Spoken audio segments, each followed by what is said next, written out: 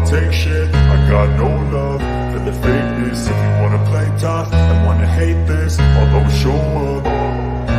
I don't ever slow up, no I don't take shit. I got no love for the fakeness. If you wanna play tough and wanna hate this, I'll always show up and make a statement. I don't ever slow up, no I don't take shit. I got no love for the fakeness. If you wanna play tough and wanna hate this, I'll always show up and make a statement. Everything I do so instinctive and so passionate. Every word I move so descriptive like an adjective. I got a vendetta against people who patented being negative when you should be getting after it.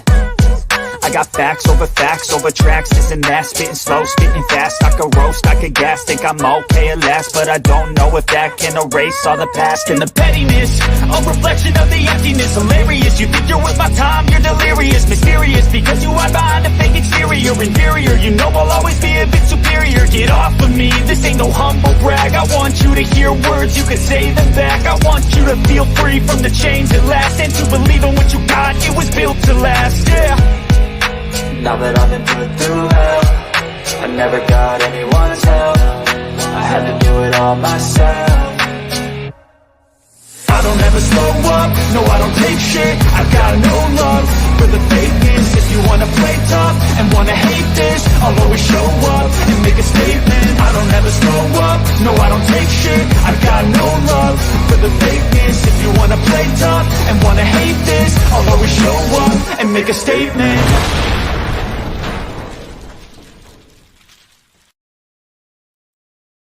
All right, guys, we're here. We're live. It's Monday, and you're watching Buster Unmasked. Look, guys, let me do this before I forget. If you don't mind, like this video, share this video, and go to Buster H.R. Johnson on YouTube and subscribe. Look, guys, we got an awesome show. This is one that I've been looking forward to since the day we booked it. My guest today, look, this guy's a wrestler. He's an owner. He's a promoter, he's a director, he's a producer. I'm sure he's done booking. And without a doubt, he is the main man behind EPW Wrestling out of Boonville, Mississippi. I bring to you none other than the real deal, Neil Taylor. Neil. What's up, Buster? I think you said I've done every job except mop, and I think that's probably on deck for Saturday. I would assume you probably did that somewhere down the line too, dude. Oh, man, yeah. You know how that is. Neil, before we even get started, man, I want to thank you so much for coming on, dude. I know you're a busy dude. You got a lot going on, and I really appreciate you coming on, giving me some of your time, man. Nah, no problem. I don't do a lot of these, but I'm always excited when I do get to do podcasts. So I'm excited to talk some EPW with you, talk just wrestling in general. It's always a good time. Oh, yeah, we definitely going to talk EPW, but here's the thing. I feel like before we really get into the meat of EPW, I feel like we need to maybe learn a little bit about Neil Taylor, the real deal, man. If you don't mind, tell us how you broke into business, when, and just tell us how you got in, who trains you, and all that good stuff, man. Oh, gosh. So I'm proud we're not too limited on time here, so... no, you got all the time you want, dude. I tell you what, I'll give you the condensed version of it. So basically, I was in high school. I went to high school with Tony Dabbs and a few other folks that were involved in wrestling already. And of course, I've watched wrestling since 1989. My first WrestleMania was WrestleMania 5, and yes, I'm definitely aging myself for that statement. But wanted to get into wrestling forever, never knew how, become friends with Tony, and of course his dad or his stepdad, and then some other folks, Sammy Hall and some folks who are known here in these parts of the woods, were all involved in it. So basically I got invited to training finally, and I was going to high school. I was training during the week when I could, trying to graduate high school, and just one weekend, I happened to be in the right place, the right time. I had been hauling a little PA system around and playing music and helping put the ring up, help take the ring down, set my gear up, take my gear down. I had we were cutting edge at that time. We had we had a brand new invention that I actually owned one of, and that was a wireless microphone in 1998. That was big technology for wrestling. Right. So, but anyway, I put the ring up. I helped take the ring down. I would train with whoever would get in the ring with me. And just so happened, we were in Louisville, Mississippi on May the 29th, 1999. I'll never forget it. It's about 10 minutes before bell time. And Tojo Yamamoto Jr. didn't show up for a show. And it was basically, hey, Neil knows how to bump. He can move around a little bit. Put him in there. So that was 25 years ago. And here we are. Right. Well, talk about that first match and that first experience. Let's kind of go even back. Talk about just getting in the ring for the very first time, taking the first bumps. What did you think about it? Well, it was. I remember it, but I don't remember. I remember being so excited. I didn't really think about how bad it actually hurt. Right. I remember that first night, the first day after training, just like everybody else. It was. It took quite a few minutes for me to get up out of the bed. I had stuff hurting I didn't realize would hurt, but man, just to actually get in a ring and be able to learn exactly what it was to be a wrestler was just incredible. The very first time, here's a piece of useless knowledge. The very first ring I ever got in was actually in the old Sportatorium in Dallas. Wow. My dad lived in Dallas for probably about 15 years, and I would go out and visit him in the summers. And he would take me to wrestling at the old Sportatorium. And man, I'm gonna tell you what, everybody talks about wrestling in the summertime and it being hot in some of these old buildings. You don't know hot until you've been in the Sportatorium in the middle of July in Texas. And it's about 113 outside and 143 inside, and it smelled like pee and beer. But yeah, man, thank for those memories. It's so much fun. Ain't nothing like a hot tin building in the middle of in the middle of a big parking lot in the sun, man. That is it, because God. man, the old Sportatorium there was no trees, there was nothing. It was right there at the corner of Kaz and Industrial, right off 35 high, I think it was off I-20, but anyway, that was actually right after Fritz had sold World Class to USWA. So when the Jarretts bought it, the first few shows that they did there was the shows that I actually got to go to. I remember seeing Jeff Jarrett, Robert Fuller, and Eric Embry, and a fellow some of us have heard of by the name of Bill Dundee. I love messing with Bill. He's my friend. But yeah, that's probably my earliest memories, getting to get in the ring at the old Sportatorium. But actually get involved in wrestling, physically involved in wrestling at one point, because I ring announced a little bit at one point, which I was terrible, still terrible.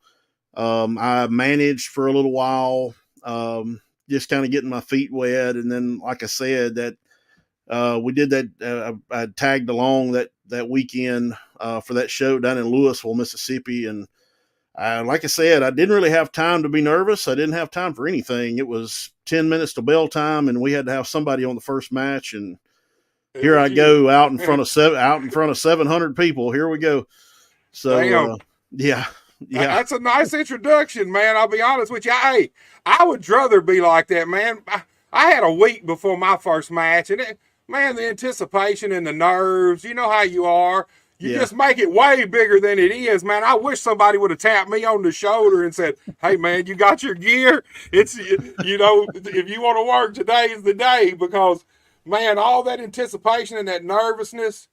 Yeah. But 700 people, dude, that's a hell of a debut, man. It was, and I was told that several times, like, man, some of those guys that had been on that card had been wrestling for, 4, 5, 6 years, and they were like, we ain't never been out in front of this many people, and this is your first show. But the next weekend, I got it's actually the following Tuesday. We used to wrestle up here close to my house on Tuesdays. That Tuesday I got a big dose of indie wrestling in, because I think we were in front of 45 people in a little thing that we used to train in. So, Right.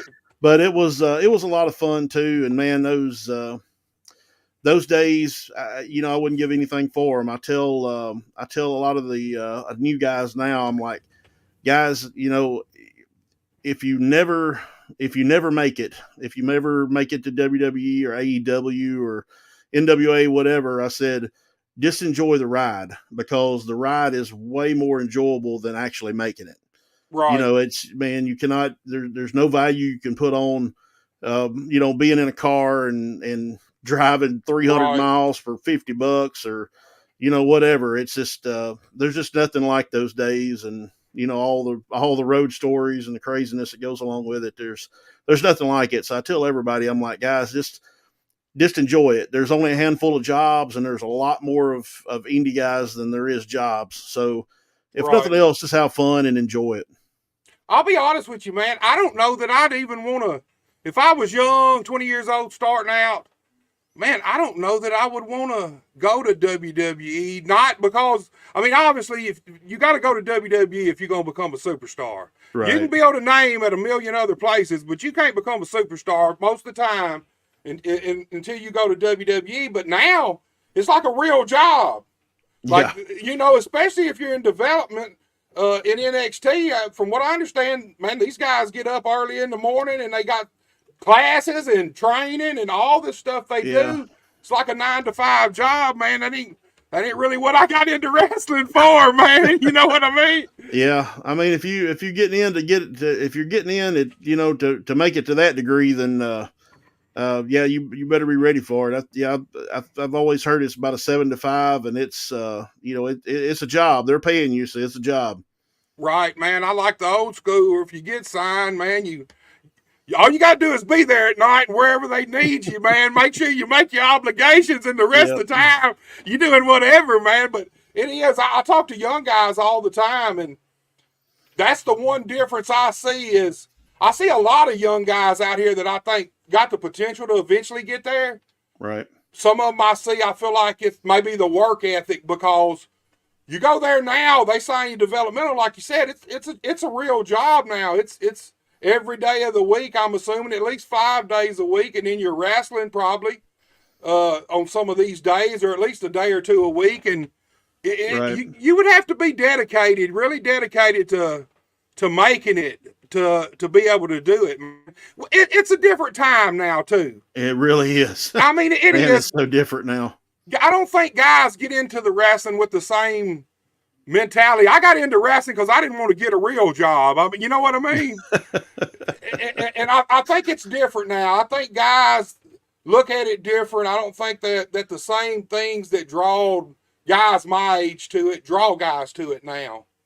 It's just a different beast now, Buster. It really is. When I broke in, my goal was just to get in the wrestling ring and entertain people. That was all I cared about. If I made it anywhere, that was awesome. If not, I was okay with it. I just wanted to get in the ring and entertain people, because that's what I love to do. But it's a different beast now. It's so there's so much more athleticism to it. There's so much more risk to it now. But thank goodness it wasn't quite as bad when I was there, because I wouldn't have made it very long. Well, I didn't realize you had been wrestling as long as you had, because if I'm thinking right, the first time I seen you was already the real deal. You was already real deal Neil Taylor, and I'm thinking that's probably 2004, maybe 5, something like that. Somewhere around there. Yeah, so I started in 99. I actually got in the business as far as like training and doing sound and all that. And like, I think that was 97. As terrible as this is an example, the night that I decided I wanted to get in the wrestling business was the night that Princess Diana had her fatal car wreck. Damn. So I had that conversation with somebody, and then I got home and found out and saw that news. But as terrible as it is, that's kind of where I can remember having that conversation. But yeah, I was around the business for a couple of years before I ever got in the ring. And in 99, that's what that's 25 years ago. That's, man, I was 17 and I'm 43 now. That's almost. That's a lifetime ago. I've spent over half my life in the wrestling business. I'm the same way. I'm 50 now. I just turned 50 in January, and actually I lied. We went to Nashville to the USWA training school, and I had to lie on the thing and say I was 18 when I was actually still 17. Luckily, nobody checked. They took the money, and Yeah, of course, I was 6'1" and probably 350 pounds too. So I definitely didn't look like maybe in the face I looked like a kid, but you look like a full-grown boy anyway. right, man. But I had to do the same thing. I had to tell the Mississippi Athletic Commission I was 18, although I was 2 months from it. But I still had to tell them I was 18.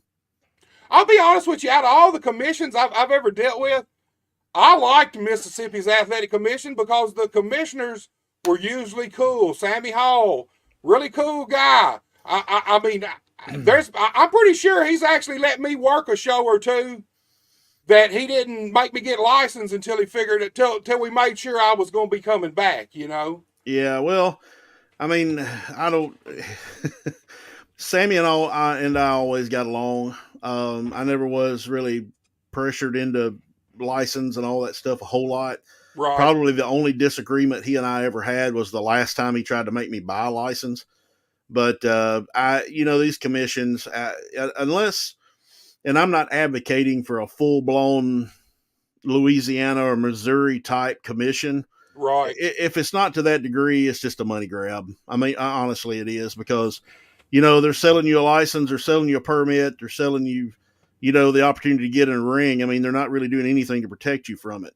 So that was kind of mine and Sammy Hall's last conversation about license. I was like, well, if you give the guy a license that I'm in the ring with, and the state of Mississippi is basically putting their seal of approval on this guy, gets in the ring, breaks my neck, so I can sue the state and I can sue you.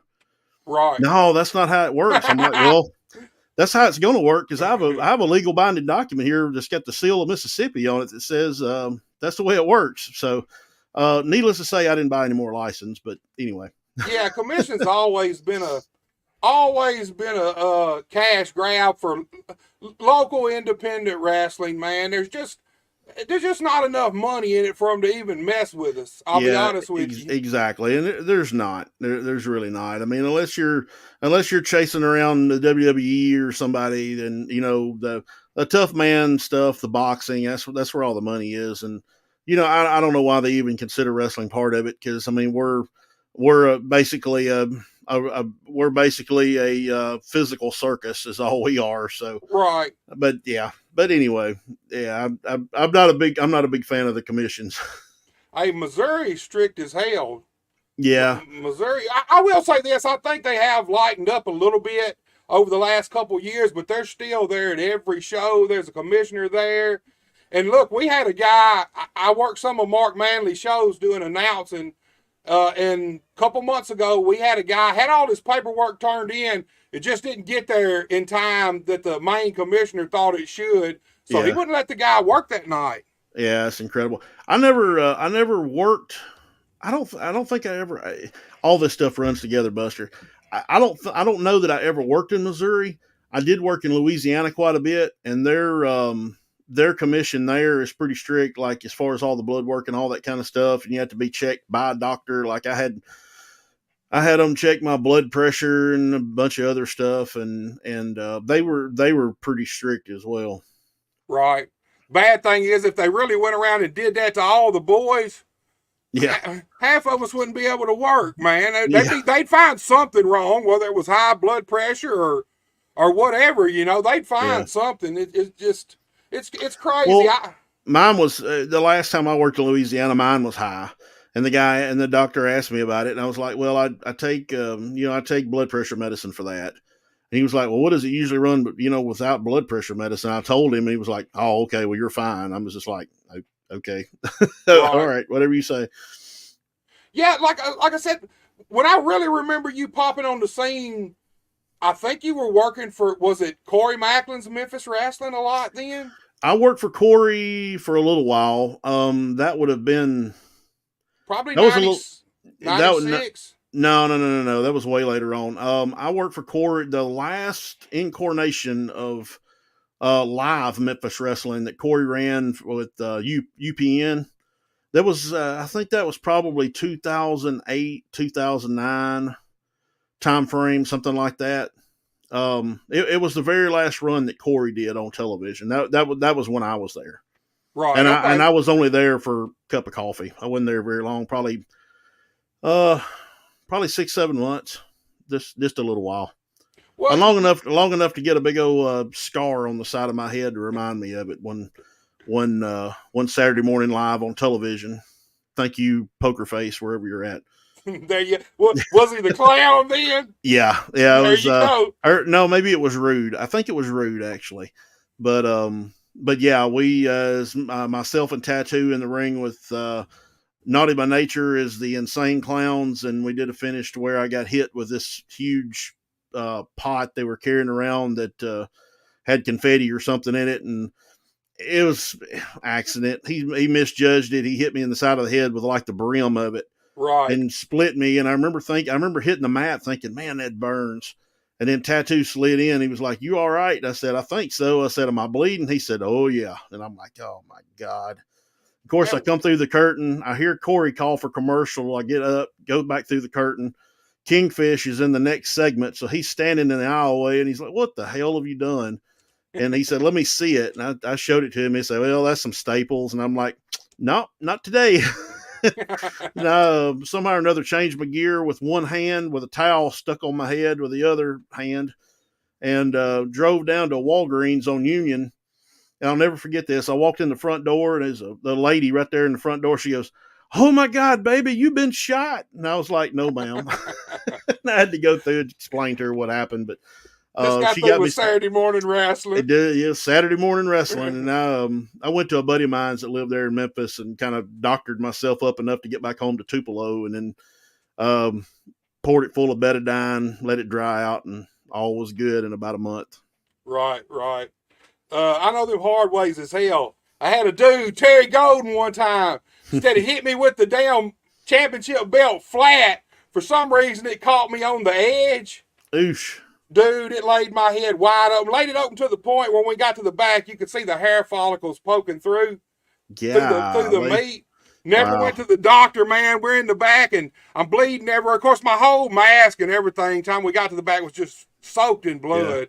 Yeah. Tasha starts doctoring it, and what does she do? She puts super glue in it. Sticks it back together, man. Went home, and I had a scar. Matter of fact, you can still feel it, but you could actually see that scar until about 5-6 years ago, man. You can only see mine is actually right over here on the side of my head. So it's up in my hair. So you can't really see it unless I get a really short haircut. Then you can kind of see it. But that's my souvenir from Memphis wrestling. That incarnation of Memphis wrestling, anyway. You mentioned Tony Dabbs, and you're a Mississippi guy, man. There's a few of you guys, Tony Dabbs, you, y'all. I know y'all used to work Kenny Valiant shows back in the day. Oh Lord, yeah. My brother actually managed you a few times, Sam Dollar. Oh my God, I didn't know you were brothers with Sam. Oh yeah. Oh, really? Yeah. Yes. Well, I've learned something today. I love Sam. I haven't seen him in I haven't seen Sam in years, but yeah, Sexy Sam. He managed me there for a while on some of the Kenny shows, and even I think he managed me on a couple of those DCW shows from. I can't remember that guy's name. He brought in all the TNA folks when TNA. Dwayne Huckabee. Yeah, right. Huckabee, whatever. Right. But yeah, that was the first time I really remember Sam. But yeah, that's incredible. I didn't know y'all were brothers, but make sure to tell him I said hello. I will, man. I'm trying to get him to come out and come to some shows just to get him out, man. He stays at home now mostly. He ain't really been involved in any wrestling. God bless him. I'm so jealous. Look, we got my buddy, John Bradshaw. He never tunes in. Says, "What's up, Hellraiser? What's up, Bradshaw? What are you doing, awesome, man?" So look, Neil, let's move on into EPW now. All right, I didn't realize it, but you've managed, you've ring announced, you've played music, you've wrestled. So with all that, you still decided You wanted to run your own wrestling company, man. Yeah, I don't know what's wrong with me either. So talk to me about that decision. Talk to me about the decision to decide, hey, I'm going to take EPW over, man. Well, I had gotten to the point to where I love the wrestling business. I always will. But I had gotten to the point to where I just didn't enjoy the in-ring part of it as much as I did. Of course, the older you get, the longer it takes to get over a lot of this stuff. Right. So, and of course, just, I'm not much of a physical specimen anyway, so it takes me a few minutes to get all the joints moving in the morning anyway. But my regular job, so I literally sell tickets and hot dogs for a living. I run an arena here in North Mississippi, a 8,000 seat arena, and I do a lot of promoting and stuff for the arena. So, Wow. So when opportunity kind of presented itself, I had ran a few shows and kind of put together some shows in the past, back when I still wrestled, and I was trying to kind of I enjoyed doing that. I enjoyed it more than I did getting in the ring. Right. But I was trying to find a way to get out of the ring, but still somehow stay involved. And I had always kind of wanted to do my own show, and because through my regular job and dealing with a lot of the artists and some things that I dealt with, dealing with, touring groups like the Harlem Globetrotters and stuff like that I've dealt with, some of the circuses, I always thought, as like, well, there's a lot of stuff here that we could apply to wrestling that a lot of people don't. Right. And so I thought that, at least if nothing else, whatever I did would make it a little bit different and looked at it a little bit different. So, I was working an EPW show, because a lot of people don't know EPW had been there. It's the longest running show in Mississippi. So EPW has been operating since 2008. So this was 2018, and I was working a show. They had went through a couple of different bookers, and it just didn't pan out. And I just happened to be there tonight when it's like I overheard a conversation saying they were fixing to fold up. They were fixing to close the doors. They were tired of dealing with it. Well, Right. I pulled, and that was Bone Crusher. So I pulled Bone Crusher aside and said, look, I said, been trying to find a way to get out, kind of migrate out of wrestling. I'd love to run my own thing. This is already somewhat established, although business was really down when I took it over. And I would like the opportunity to take it over and run it. And I said, but I need a few weeks to kind of see what I'm getting into, see what ticket sales are and payroll is, and what concessions does, all the kind of business part of it. So I kind of got to digging into that, and I thought, well, I think I can manage this. So I went back to him and I was like, yes, I'd love to take it over. So that was in the first show that I was at the helm of EPW was in October of 2018. Okay. And at that time, I was actually still wrestling myself. I would wrestle on the EPW shows or other bookings that would call me. I wasn't seeking any bookings out at that point, but I don't know. It just the more that I ran the show, the more I liked running the show versus having to wrestle on the show, and then at one point doing both, Right. which is a complete nightmare. But I remember the very last match I wrestled. We were doing a show for the Alcorn County Fair. It was Memphis Memories. We did a big show with Jerry Lawler and Bill Dundee, and then Jimmy Hart was there.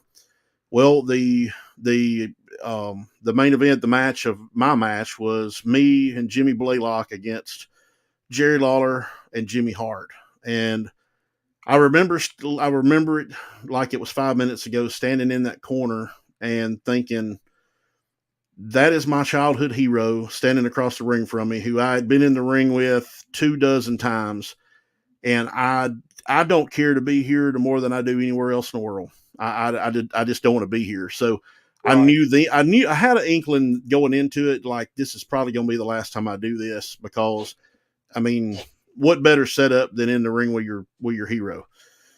But once we got in the ring, I was just like, man, I don't care anything about being here. It's time to stop. And that was the last match. It was the last one I ever did. And Well, after that, I've done nothing but promote.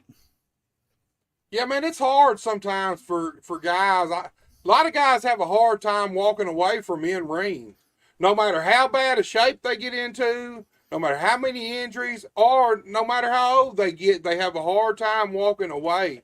Yeah. And when it's like that, man, when you're in there with Jerry Lawler, because same way with me, man. I'm a Lawler guy, simple as that. I think Lawler's probably, truthfully, in my head, he's probably the greatest one to ever do it. Here. The total package, he could do everything, and he could. The difference in that, he could work, man. Lawler didn't have to go out there. He could do athletic shit. He'd break that drop kick out every so often, but Oh yeah. he knew how to tell you a story, man. Like exude a story, and I just don't think there's no one better. I don't think he gets the credit he deserves for being as good as he really is and was. He does it. He does it all. And I tell you, Buster, I think everybody that has ever been in a ring owes it to themselves to somehow, which I mean, at this point, it's probably not ever going to happen, but to be in the ring with Jerry Lawler for at least one match. I did not get the wrestling business until I worked with Jerry Lawler. Now I was lucky. I got to work with Jerry several times. Right. And I mean, I've never been in the ring with anybody that could take one little bitty thing and just make it mean so much. Like, I mean, it's something as simple as a headlock, and then we get in the back and he's like, why do you do it this way? And I tried to explain. He said, well, this is how you should do it. And this is why. And I mean, it would make all the sense in the world. Right. But man, I do. I wish everybody would have had the opportunity to work with Jerry Lawler. He is so underrated as a worker. I don't know if you'd say underrated, but I think there are a lot of people just doesn't realize just really how good he is. I think the wrestlers do. I think the fans, a lot of them, because a lot of them really only know Jerry Lawler from WWF commentary. Right.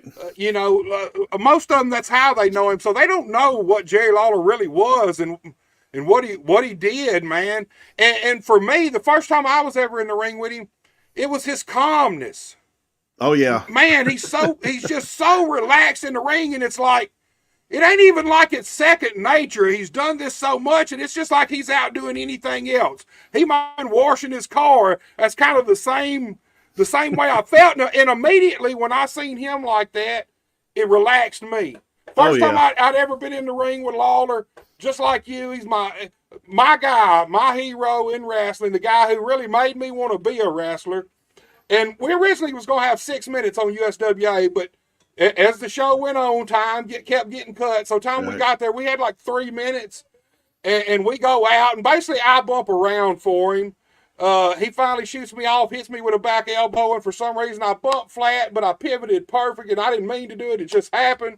Where my head's facing the corner post. Mm-hmm. Man, he jumps on that second rope and looks around at the fans and holds that fist up. And in that second, all I could think in my head was, I've waited my whole life for this moment. That's all I could think, dude, man. He hit me with that fist, pinned me. I rolled out and went back, and it's still to this day, it's one of my best memories in pro wrestling. That's awesome. It's like I'd waited my whole life for that. And Lawler is a magician in the ring. Yeah, he really is. He can do things that other guys don't even dream of, man. He got me one day. I'm throwing punches at him. I'm hitting him with punches, and I'm doing the old school when I'm stomping when I punch, but Lawler's hit me in the belly. Oh, yeah. and it took me a minute to catch on, because I'd never had nobody do that before. And every time I throw the punch, his timing's perfect. He smacked me on my belly and make the sound, and I'm like, this man's a genius. I was like, this dude's a genius, man. Yeah. Or where you smack your elbows when he locks up with you. Right. Yeah. All that old school stuff. Yeah. I love it. We got the barbecue man with us. He said EPW was without a doubt the best promotion in the Mid-South. I've always enjoyed my roads trip to Boonville, JJ. Awesome. Thank you. Thank you very much. Man, I get that a lot from people, man. There's a lot of people out there that are EPW is their favorite product. I'm not gonna lie one bit, man. Out of any of the products that's on TV, supposedly on TV, whatever they are, EPW is my favorite, and that's not knocking any of the other products. It's just it's so close. It really ain't even so close. It is the wrestling I grew up on. Well, thank you. It's not. Go ahead, Neil. Yeah, we try to. I mean, we try to mix a little bit of that old school stuff in it, but you can't be there anymore. Yeah, right. You know, the business has evolved so much. You know, and it's a lot more athletic now. It's about guys that look like athletes. Excuse me, look like athletes that are having an athletic contest. And the days of, and hey, I'm right there. The days of the fat guy pulling the chain out of his tights. Yes, that can still work from time to time, and I'm not knocking that whatsoever, but the days of having 4 matches out of 6 do that is over. Right. It's over. Yeah. Right. I like the presentation, man. It's not over polished to me. It's still got a raw. It's got a little gritty feel to it, and that's just my preference. You know, that is entirely by design because I like it that way. You know, I have this is something that Dustin Starr and I are so far apart on because, you know, I have a big hand in the Memphis wrestling show. And, right. You know, it's, you know, Dustin likes everything bright and colorful and, you know, everything. And I'm not, I don't like that. I remember my days of being a kid, being in the old Sportatorium in Dallas, where you can see the ring and about the first 2 rows, and that's what you can see. And, right. EPW is done that way by design. And I love it. I love that look. I like that old school feel. And, that's what we strive for.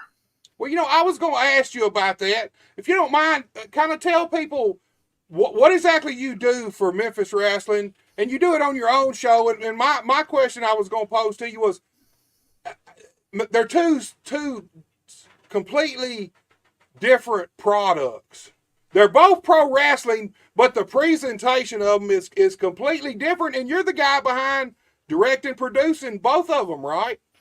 Well, on the Memphis show, I don't produce anything. Okay. I'm the director of the show. I've been the director of that show since, let's see, Dave Marquez did the first episode. A guy named John Roberts did the second taping. Another guy named Chris did the following 2 or 3 tapes. Well, I tell you what, I just thought of this. So the second taping that they ever had at the Wrestle Center was my first show directing, like absolutely 100% on my own. I sat with Marquez when he first came and kind of learned directing wrestling and timing matches and all that. I learned that from him and from John Roberts. And, yeah, so I've directed probably, Terrence Ward and I had this conversation weekend before last, and I've directed between EPW and Memphis, I've directed almost 350 episodes of wrestling television. Wow. So I don't think there's a lot of people in this area that can say that, except maybe, you know, some old school Memphis guys, but right. I don't either, dude. But that's it's you know, I know how I want our show to look, and I know how I want things presented. Memphis was a little more of a challenge on the front end because initially the hardest thing to do is to visualize what somebody else wants and how they want it. And now I've done so much Memphis. I know the shots that Dustin looked for. I know the shots that Terrence likes, because, you know, Terrence is the executive producer of the show. I think that's his title. But, you know, I know how they want stuff shot. I know how they want stuff to look.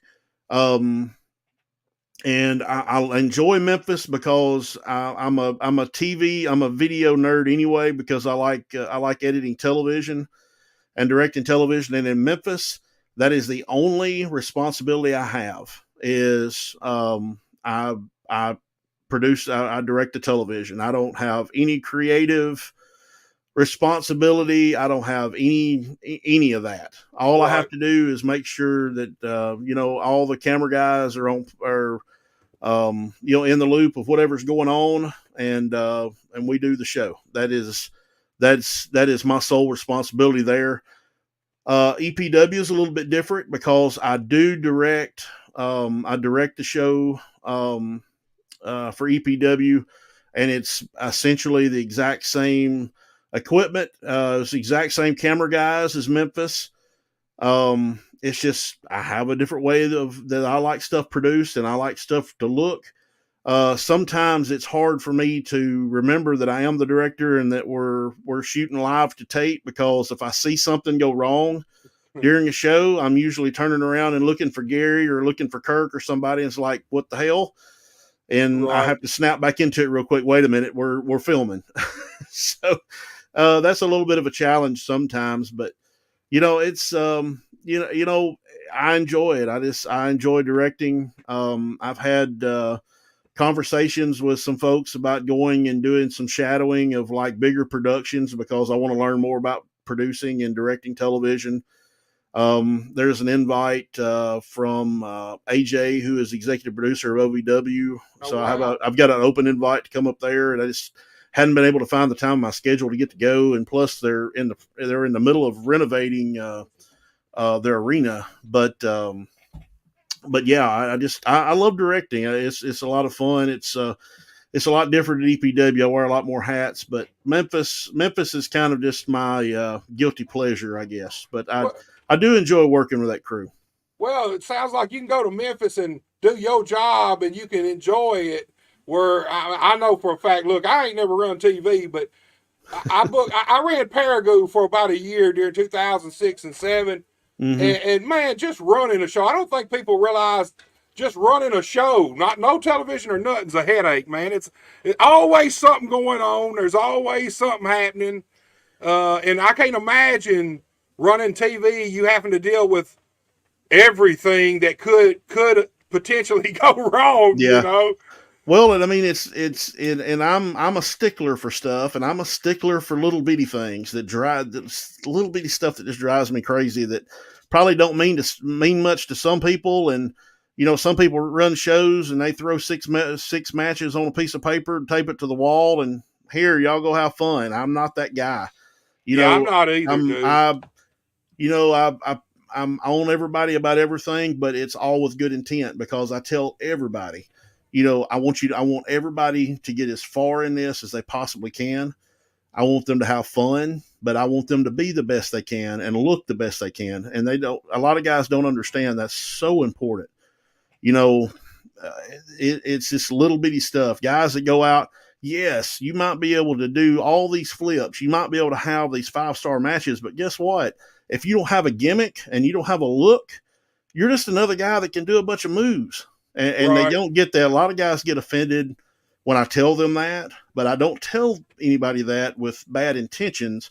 I tell them that because I want them to be as good as they possibly can be. Because right. I've been around, I've seen it. I was that fat guy that walked around, called everybody rednecks, and had no gimmick. And right. And I mean, it doesn't work. You've got to have that. And a lot of people just don't get it. Right. Look, Hunter Dowds is with us. He says, Neil's one of the best around. Very happy I got to work with him at EPW. Yeah, thanks, Hunter. Well, look, he's on here, man. So these dudes here, man, I actually got them coming on the show here in a few weeks. Talk to me. That's the one thing that's what I love most about EPW. Here's the thing in my head that's I think y'all, it's genius that EPW is the way it is and Memphis is the way it is, because like you said, Memphis to me is, man, it's so polished. Everything is bright. Everything's lit up. And the wrestlers are true characters. I mean, just they make a point for every one of their main guys is a character, where EPW is a little more gritty, a little more raw, a little darker. But I like the fact that it's wrestlers with gimmicks. You know what I mean? There's a difference in a character to me and wrestlers that have gimmicks. And I like the fact that it's two totally different products, because if they were too similar, you might, eventually people's going to be like, well, it's the same show almost. But I like watching both shows because it's diversely different. Yeah, it won't ever be the same show. That's the reason I like watching it, man, because it's, to me, EPW is WCW almost, and Memphis Wrestling to me is 80s WWF almost, just with the So Bright and everything. Everything's so over the top. And none of that's wrong. No, none of it's wrong. No, I love them both, dude. But that's the great thing about wrestling. There's something there for everybody. It's 32 flavors, ain't that what they say? Right. But and I like characters, I like gimmicks, because in the end of the day, you have to have that in order to develop stories. It can't always be about this guy jumped this guy after the bell, now he's mad. You got to develop these characters. I mean, because we have a lot of characters on our show. We have Wonder Boy. I literally had to be talked into that cussing and screaming. Like, no, this ain't gonna work, man. Are you serious? Because the guy that does the gimmick has literally been in the business a year, and they were like, he wants to do this, and I'm like, oh my God! But it was so cheesy, it worked, and it still works. He gets one of the biggest reactions on our show. Let's see, the Initiative, total gimmicks. Trace Hunt, Jason Genesis, total gimmicks. You have to have that. But but there's just a lot of guys, and man, a lot of these shows that run the area, they're just happy getting in a ring and doing a few flips and getting their family to cheer for them. And if that's what you like, then that's awesome. Do it. But just understand there is a very small window of opportunity for you to move past that. Right. If that's what you choose to be. Well, I'm glad you said that, because I guess it's been almost 2 years ago now. I used to go around and film these local wrestling shows for my YouTube channel. That was the first time we met, I think. Yeah, I was at Brian's. Premier Pro, yeah. Yes, sir. Yeah. And I would go to I was going to TIWL for probably 6, 7 months, 8 months, maybe longer. And I kept seeing this team Steel Cross. Yeah. And man, I just, they were a couple of guys that really stayed in their little home, their little swimming pool right there. Mm-hmm. Never really branched out other than to go 15 or 20 miles up the road to some other West Tennessee town. Mm-hmm. But man, I watched these guys, and I used to watch them work, and I thought, man, these guys have so much potential to go further than they are. And then all of a sudden, boom, I start seeing them. They start branching out a little bit, and it didn't take them long. They're on EPW, and before it was over, they had a good run as EPW Tag Team Champions. They sure did. They had an absolutely great run. Working with Daniel Cross and Eric Wayne. Right. Man, some of those matches were, they were insane, because, Eric can be a little out there. I think we all could agree with that. If you know Eric, Eric can be a little out there. Hey, Eric's a good friend. I actually had dinner with him about 2 weekends ago. I've actually never met Eric. Oh, really? I worked with his daddy. I worked with his brother. I worked with both his brothers, but I've actually never met him. So, but Alex Cross has got a lot of that in him, where he likes doing that more hardcore-ish type style, and man, those two teams would go out and just tear it up. And I think we did a Falls Count Anywhere that was, just nuts. And I think we did a cage match with them one time, and it was just really good. But yeah, they're a great team. Steel Cross is a very good team. Look, there's other guys out here that could follow that blueprint if they decide they want to take that chance and get out. There's some other young, talented guys. There's a lot of them, actually. It's just them having the guts or the confidence, I guess, to decide to branch out of their little area and see what they can do, man. I think there's a lot that ought to kind of take Steel Cross's lead. That's where the fun is. All you can do the travel. all you can do is fail. That's it. All you can do is fail. I mean, what have you got to lose? And the thing about the wrestling business, you can fail in it, and 6-7 months later, you reposition everything and think your stuff through and come up with something better, and the next time you could succeed. Exactly. I mean, you know, that's the fun. That was always the fun to it to me, was actually get out, travel, go to dressing rooms where you don't know anybody. And I learned that by accident, because there was a promotion here in North Mississippi, which was kind of my home deal. There was a bunch of drama happen. I don't want to go through all of it because honestly, I can't remember most of it. But right. And I just was kind of, I wouldn't say I was blackballed, but there was a group of folks there that were together, and there was a group of folks that I got along with there. And then when that promotion ended, everybody just kind of split and went their own ways. And one group stayed here in Tupelo and continued to wrestle and run shows. And I just kind of gracefully bowed out for a little bit. And then when I decided to get back in, I started doing these loops where I was in a different place every weekend. I would do, there was a show over in Scottsboro, Alabama, I would do for NWA.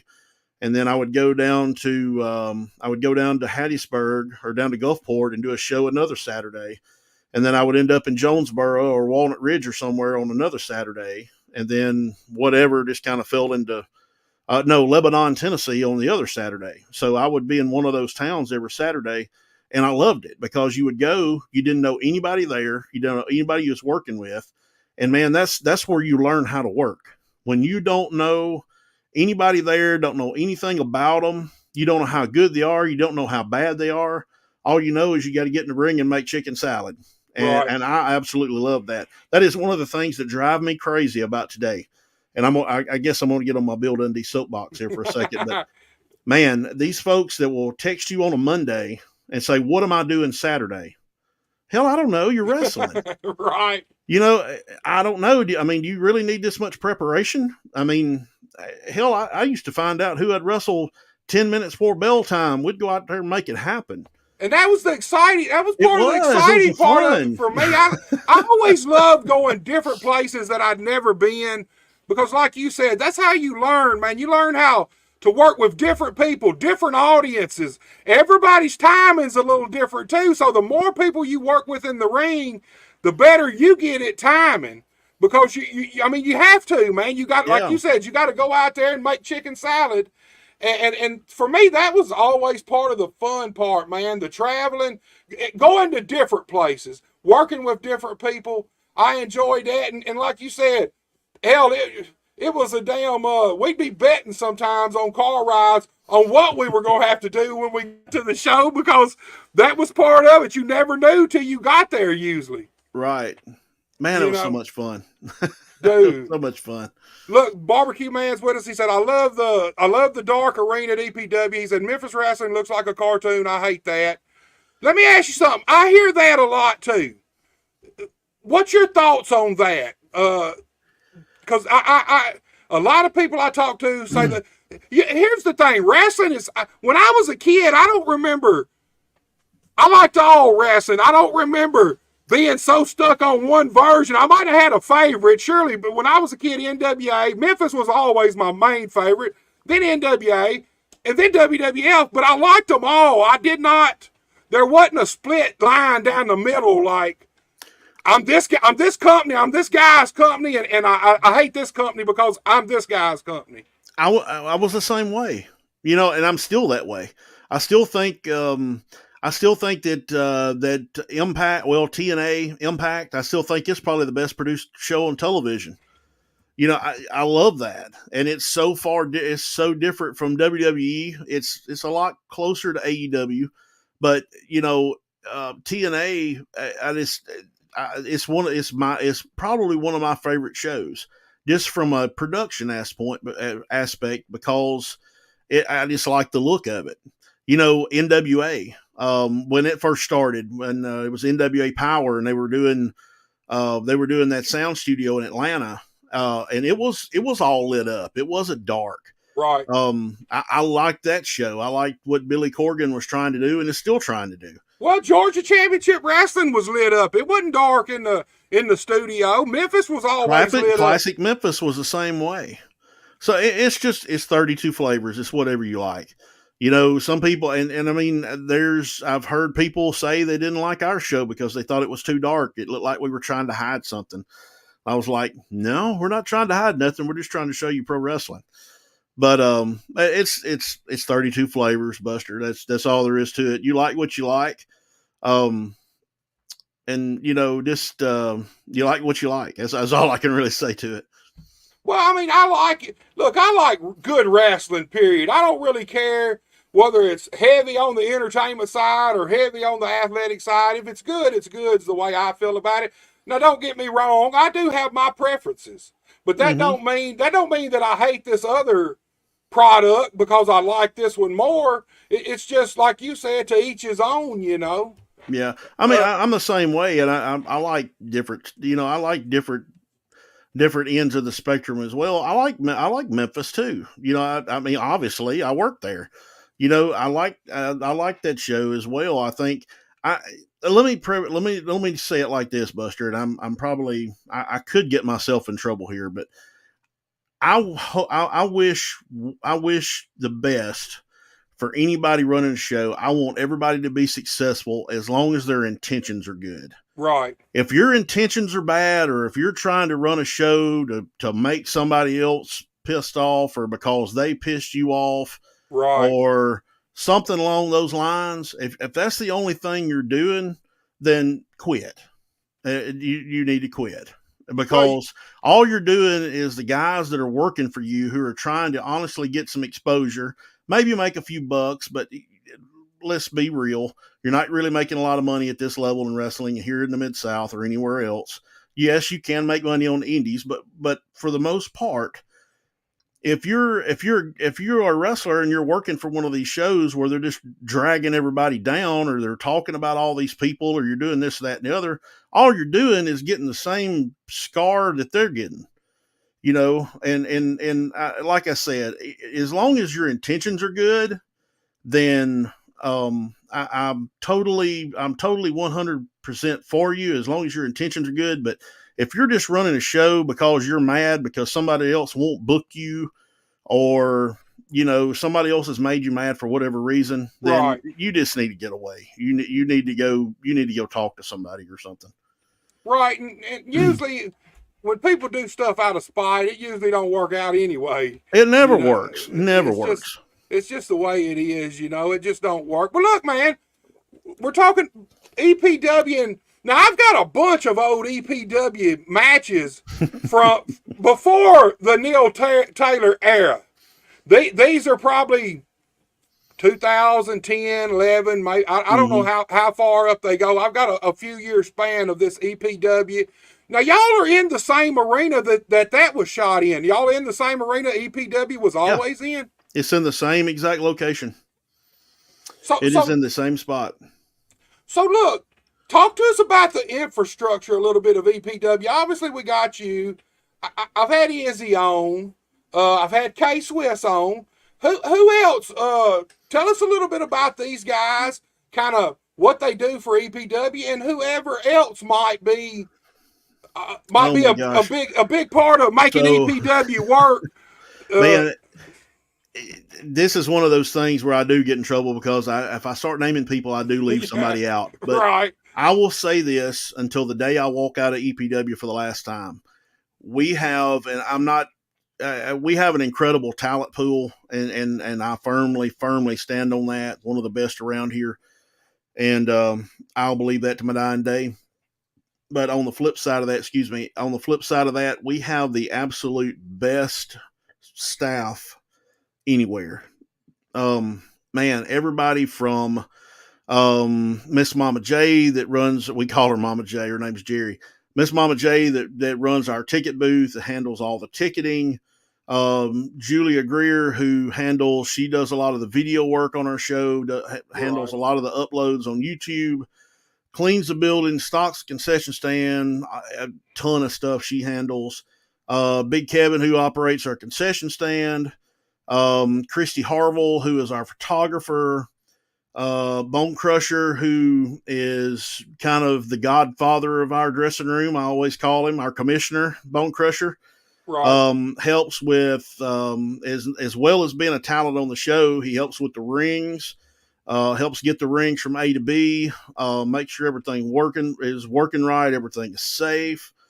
Man, Easy Rotten, K Swiss, man, those guys, they probably have the most thankless job of the whole bunch because they hear so much crap from me that it is every day of the week. But those guys are incredible at what they do. As far as making sure that everybody knows what shows they're on, what shows they're not on, helping some of the folks put together matches. Man, you name it. Gary isn't in the ring, or Easy isn't in the ring anymore. Right. He's firmly in the dressing room, but Pool K Swiss is basically a utility knife. If somebody don't show up, if we need somebody to work with somebody that's new to see if they can work, that's usually him. K Swiss runs our training school, who does a incredible job of. And I mean, that's not just for me to say. You can look at the people he's trained. Referee Cole Jackson, who is incredible. Wonder Boy, Eli Knox, Raven Black, man, all these folks, and there's probably a couple more that I'm not thinking of right now that he has helped, that he has single-handedly helped train, that are just incredible talents, and going to be really good when they get the business figured out. Right. But man, we just, and I could not do it without any of these people. I wear a lot of hats myself just because, it's at the end of the day, it's me and my investment. And some of it I've got help with certain things, and some of it I don't, just because some people don't know about how to do certain things, and that's fine too. But that's what I signed up for, and I enjoy doing it. I think I told you right before we went on the air here, I was out, and I'm one of them people. I'm not a hands-off person. I'm hands-on. I get out, I hang posters, I put out yard signs, I hang banners, I do all that stuff. And I'm not, I'm not too good. I'm not too good to do it. Right. But we've got an incredible staff. Alan Harville, Ronnie Jordan, who handles our security and our building. Man, there's just a plethora of people that help out. And it really is a family environment. Everybody's there to help everybody, and we all have one goal, and that's to have a great show. And 9 times out of 10, we nail it. And right. we do. We have an incredible team. And what do you think about, a lot of people now think you just put your flyer out on Facebook and that's promoting. and it's not, man. You get so much more returns if you go out and actually put up cards, maybe do some radio spots, maybe even some newspaper, put up banners. Talk to me about that aspect of it, because there's a lot of people that believe Facebook is that's where it begins and ends. Well, and they're not wrong. They're not always wrong. I've learned that through my job with the arena, where I promote a plethora of stuff. I promote concerts. I promote sporting events. I promote, all kinds of stuff. And I try to learn a little bit from everything. It really depends on the market you're in, where you're going. It depends on a lot of things. Mantachi, which is where we're going to be this Saturday night. If you're within earshot of that, come check us out. Mantachi, Mississippi. EPW Wrestling. Let's see. There we go. Right there. EPWWrestlingMS.com for all the info. But, Mantachi is a small town, so we're doing posters. We got yard signs out. We've got some banners hung up. A lot more of that type thing. Different area. If you go to Corinth, Mississippi, then it's a lot more social media, and Tupelo's the same way. It's a lot more social media type stuff, because a lot of places don't let you hang up stuff.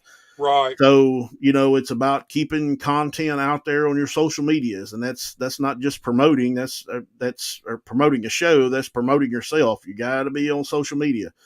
You've got to keep content out there. At least you got to post at least once, or at least once a day, or at least once every 2 days.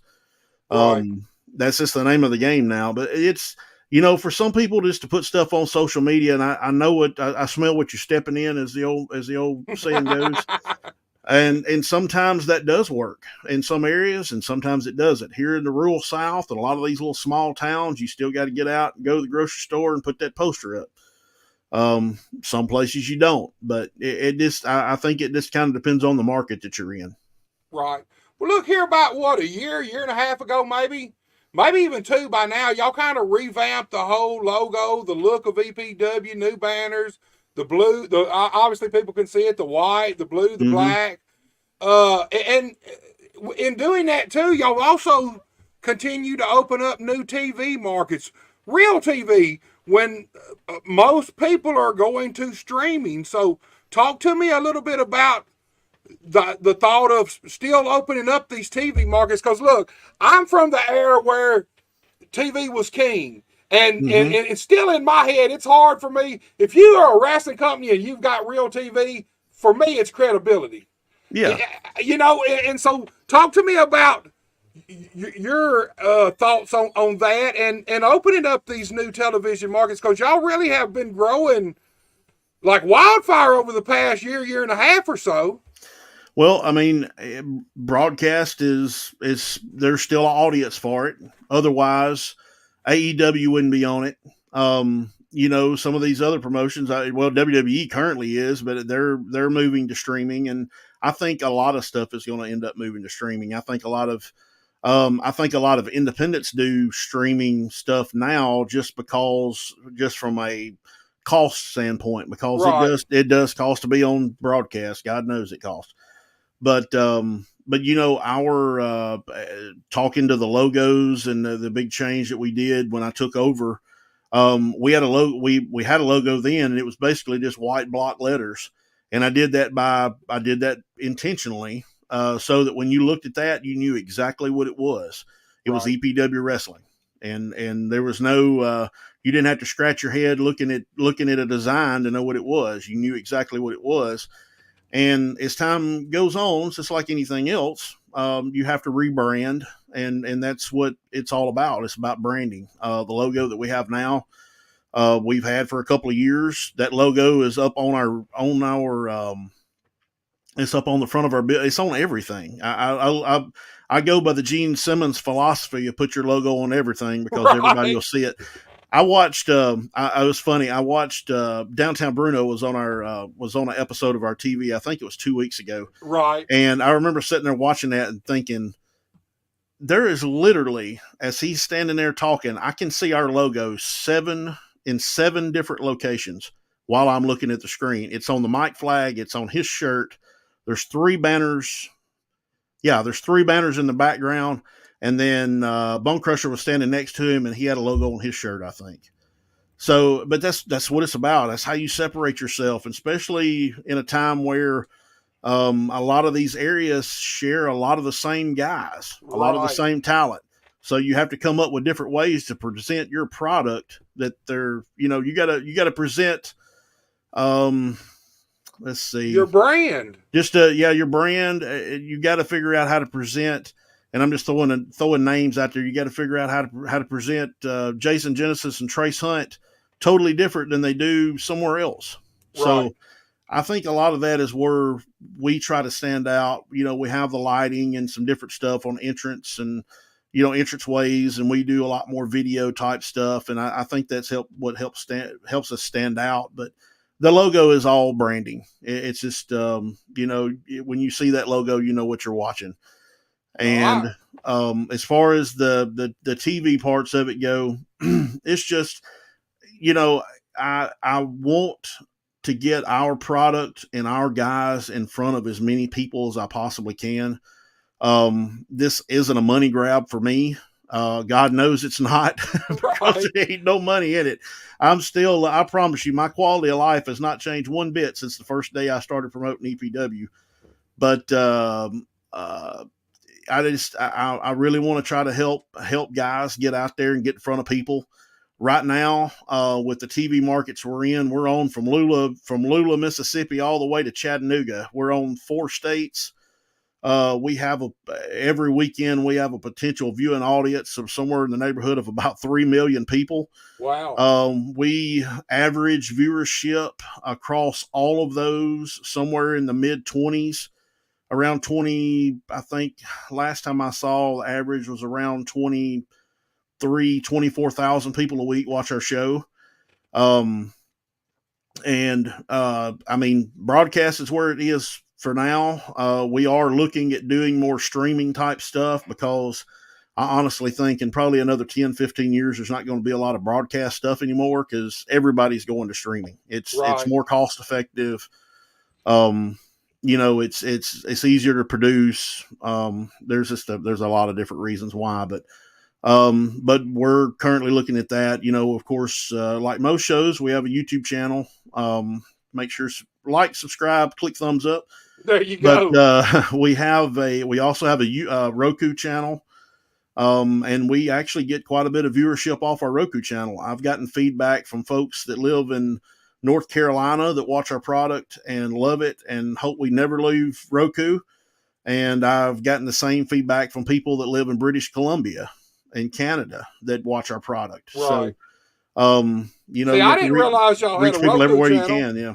until me and you were talking before the show, and you told me about the Roku. I didn't even know that. Yeah, there's 30 episodes, I think, on. There may not be that many. There's probably, I know there's probably 20, 25 episodes, full episodes of on our Roku channel. Right. So let me ask you this, dude. I didn't know. I mean, I didn't realize how your building was set up and who was what, but y'all do the concessions, everything there y'all do in-house. Correct. Yeah, we do every bit of it. So let me ask you this. When I was running Paragoo, like I said, for that year, the one thing I realized quick, and now old school logic says you never mix the concessions and the door. You pay your boys off the door, and you never mix your concessions with that.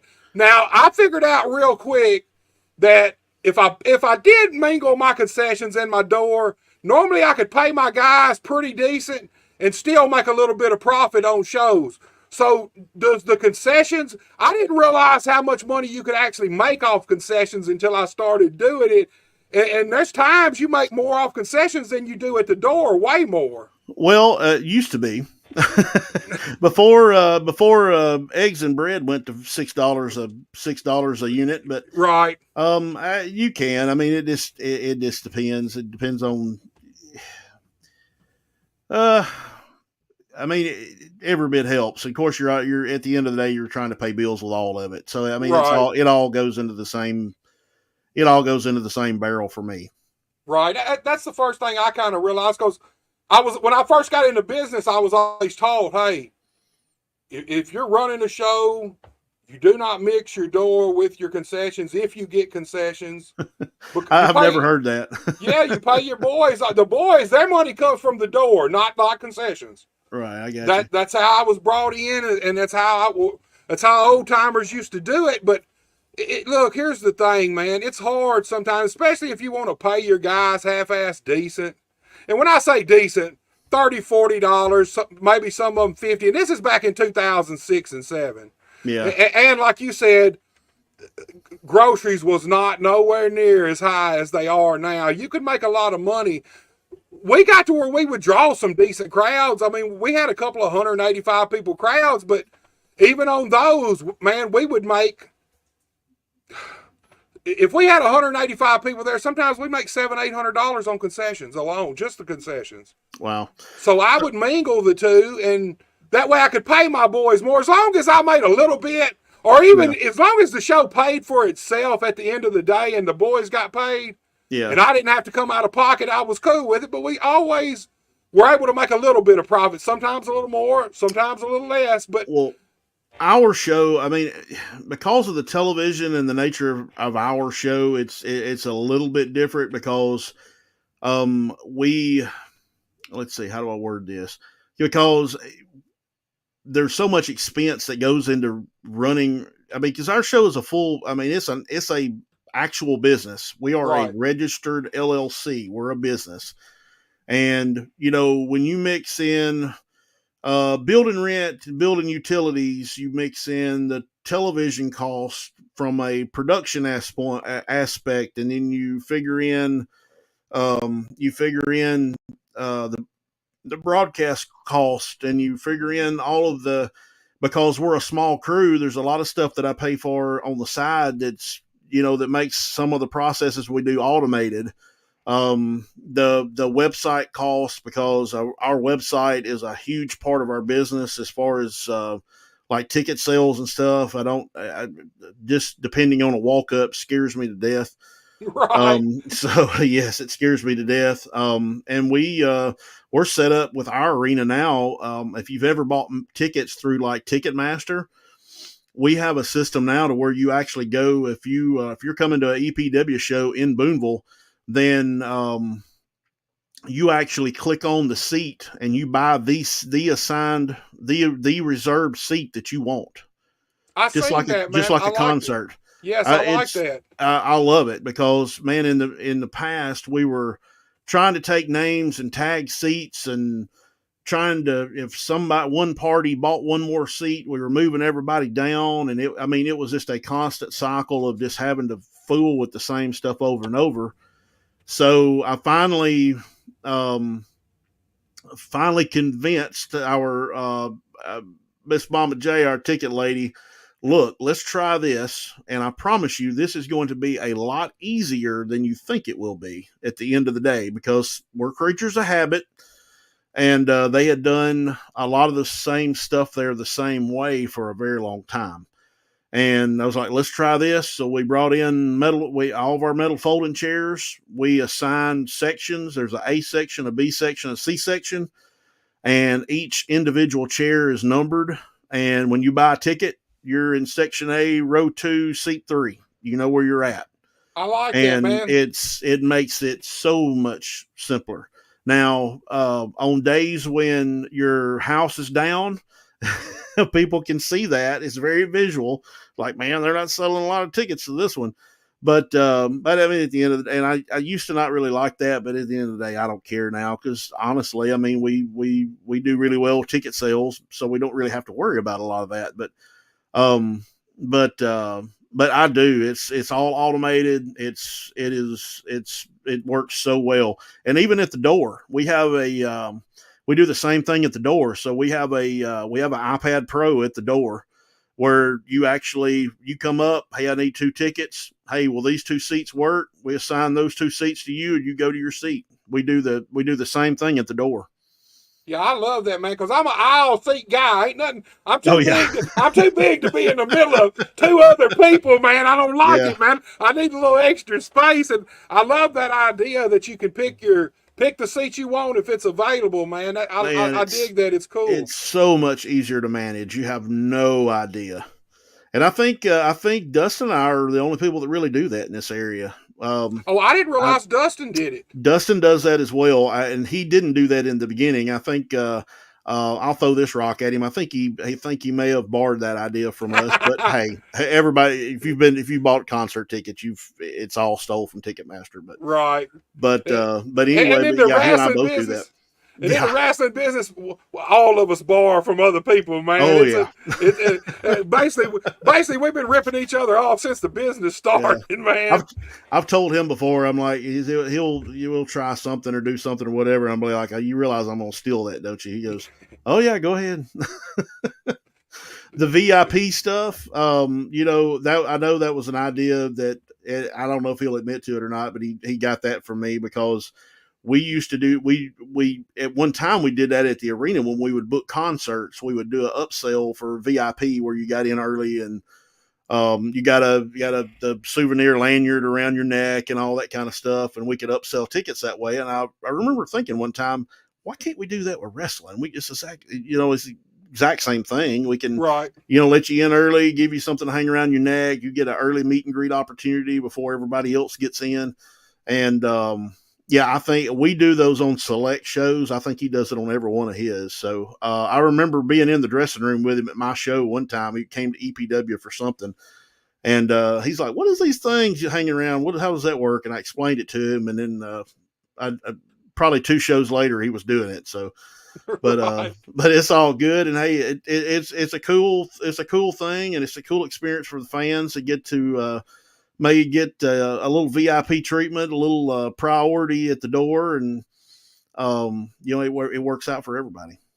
Right. Talk about stealing stuff. Look, when I first went to work for USWA, I used to use Quiet Riot on the house shows, bang your head. So Yeah. first, well, I say used to. Let me rephrase that. Once or twice, I used that, and one of the we do a show. Mike Samples is there. I come out to that Quiet Riot, bang your head, and it's got a good up tempo. It immediately gets the people fired up, even if they've never heard it, just because of the tempo. Right. A week later, we're at some show. Mike Samples is going out before me. What is he playing?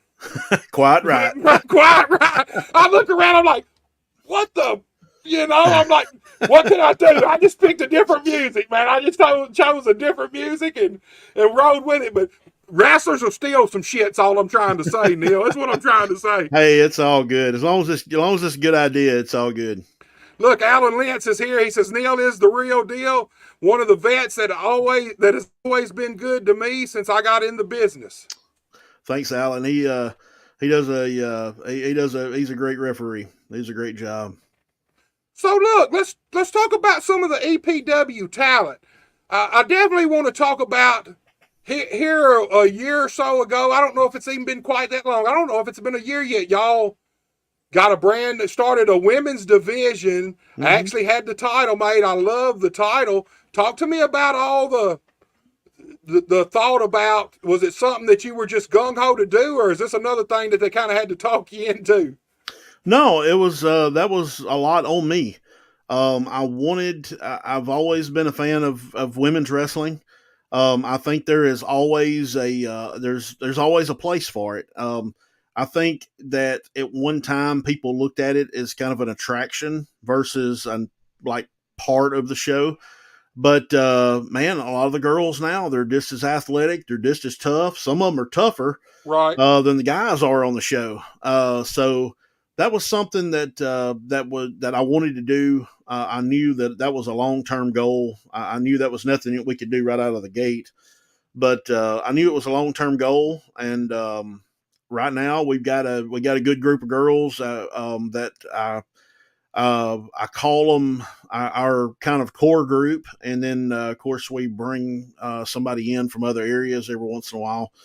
But man, Maddie the American Baddie, Raven Black, Just Jody, DDT Diana Taylor, right? All those folks. Jennifer Justice was with us in the beginning.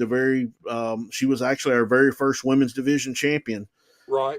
And drop a hint, you could see her again here pretty soon. But we had a really, really good group of girls. One of the challenges that we had was we had a very green group of girls. So some of that kind of fell on DDT and fell on Jennifer Justice to kind of help some of the more inexperienced people kind of level up a little bit and get them kind of fast track them to where we needed them.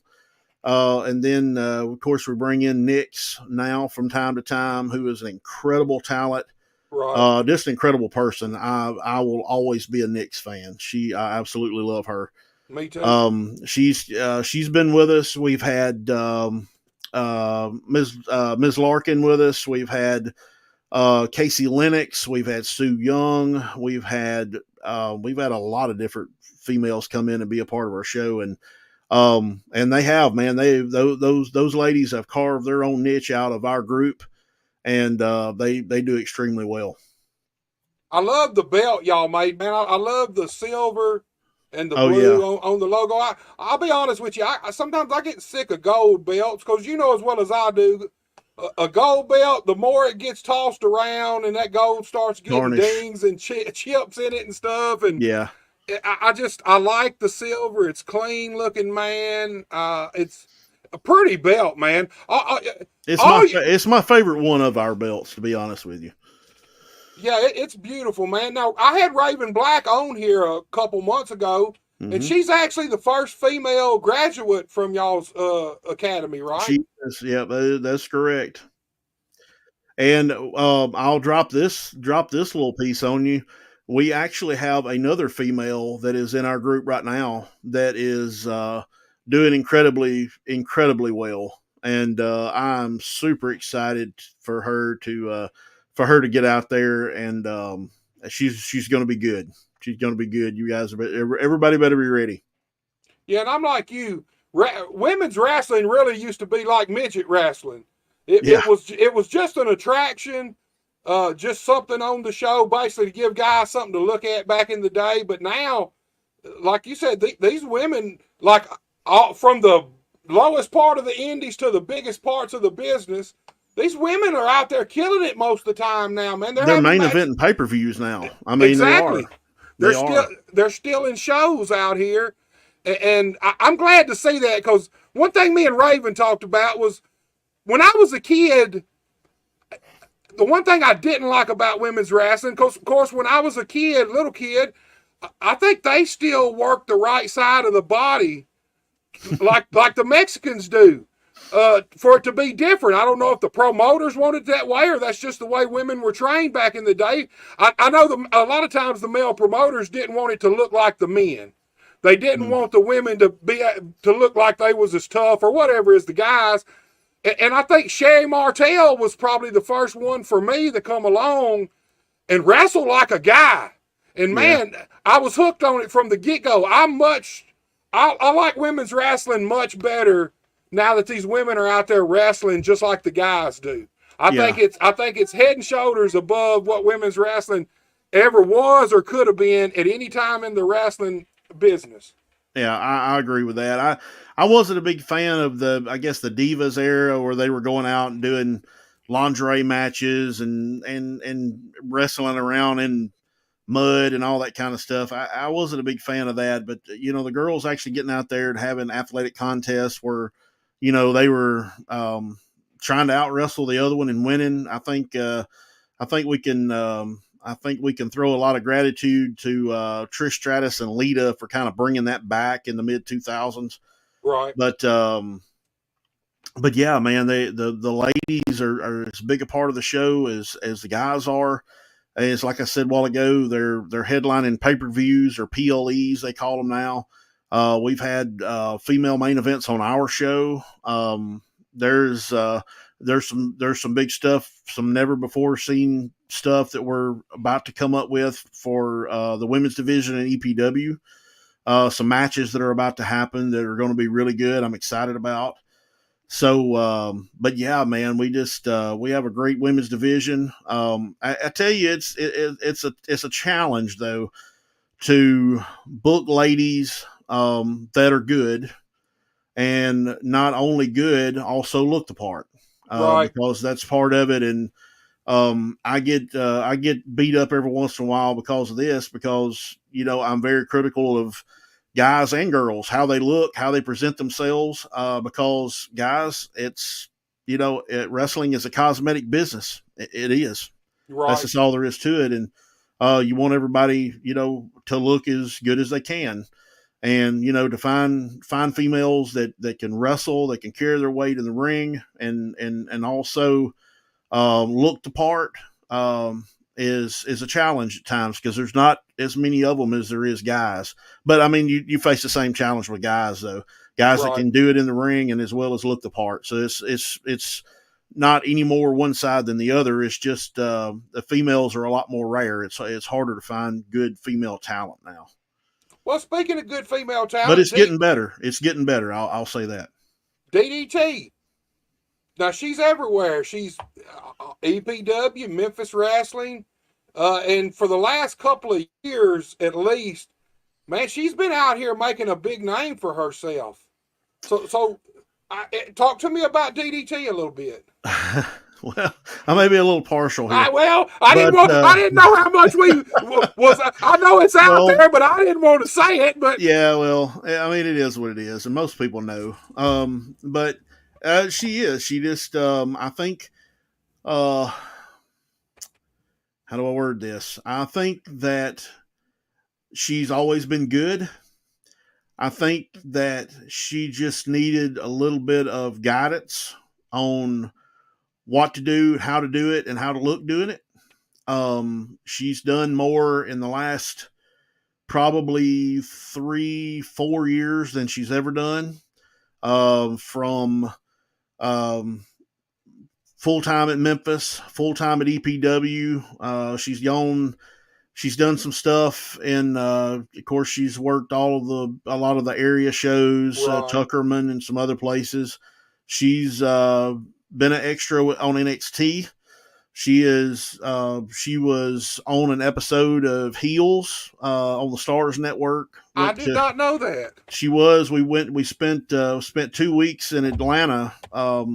About I think that was about 2 years ago, and filmed an episode of Heels. She was all over that, and she's done a lot in the last few years, and I'm incredibly proud of her, and I think everybody else should be too. She is one of the OGs at Memphis. She's the only girl that's been there since the beginning that I can think of off the top of my head of the girls that are there now. She's been there the longest. She was on the first set of tapings, as a matter of fact. But she's done incredibly well, and she's I think, like I said, I think she just kind of needed to be nudged a little bit. She still does every once in a while, and just kind of giving a little bit of guidance. And she's doing well, and I'm incredibly proud of her. I depend on her quite a bit, especially with the ladies division and on our show, because unfortunately sometimes promoters get a bad rap when they contact female talent to try to book them because of the actions of a few.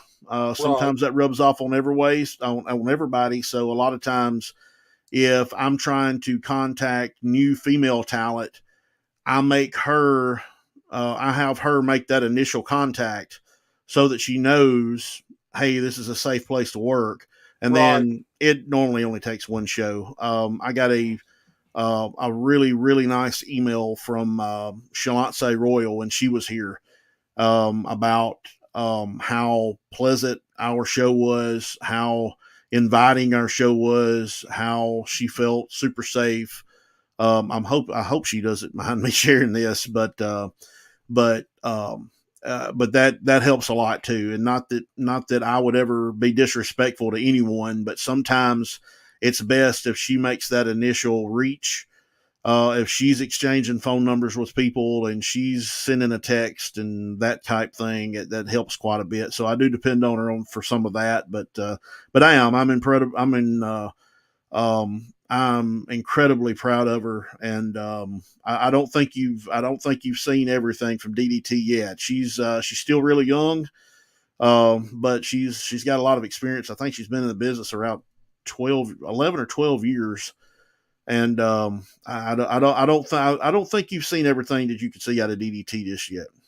Man, I'll tell you this: every one of the ladies I talked to that's had worked with her in any capacity, all have glowing things to say about her.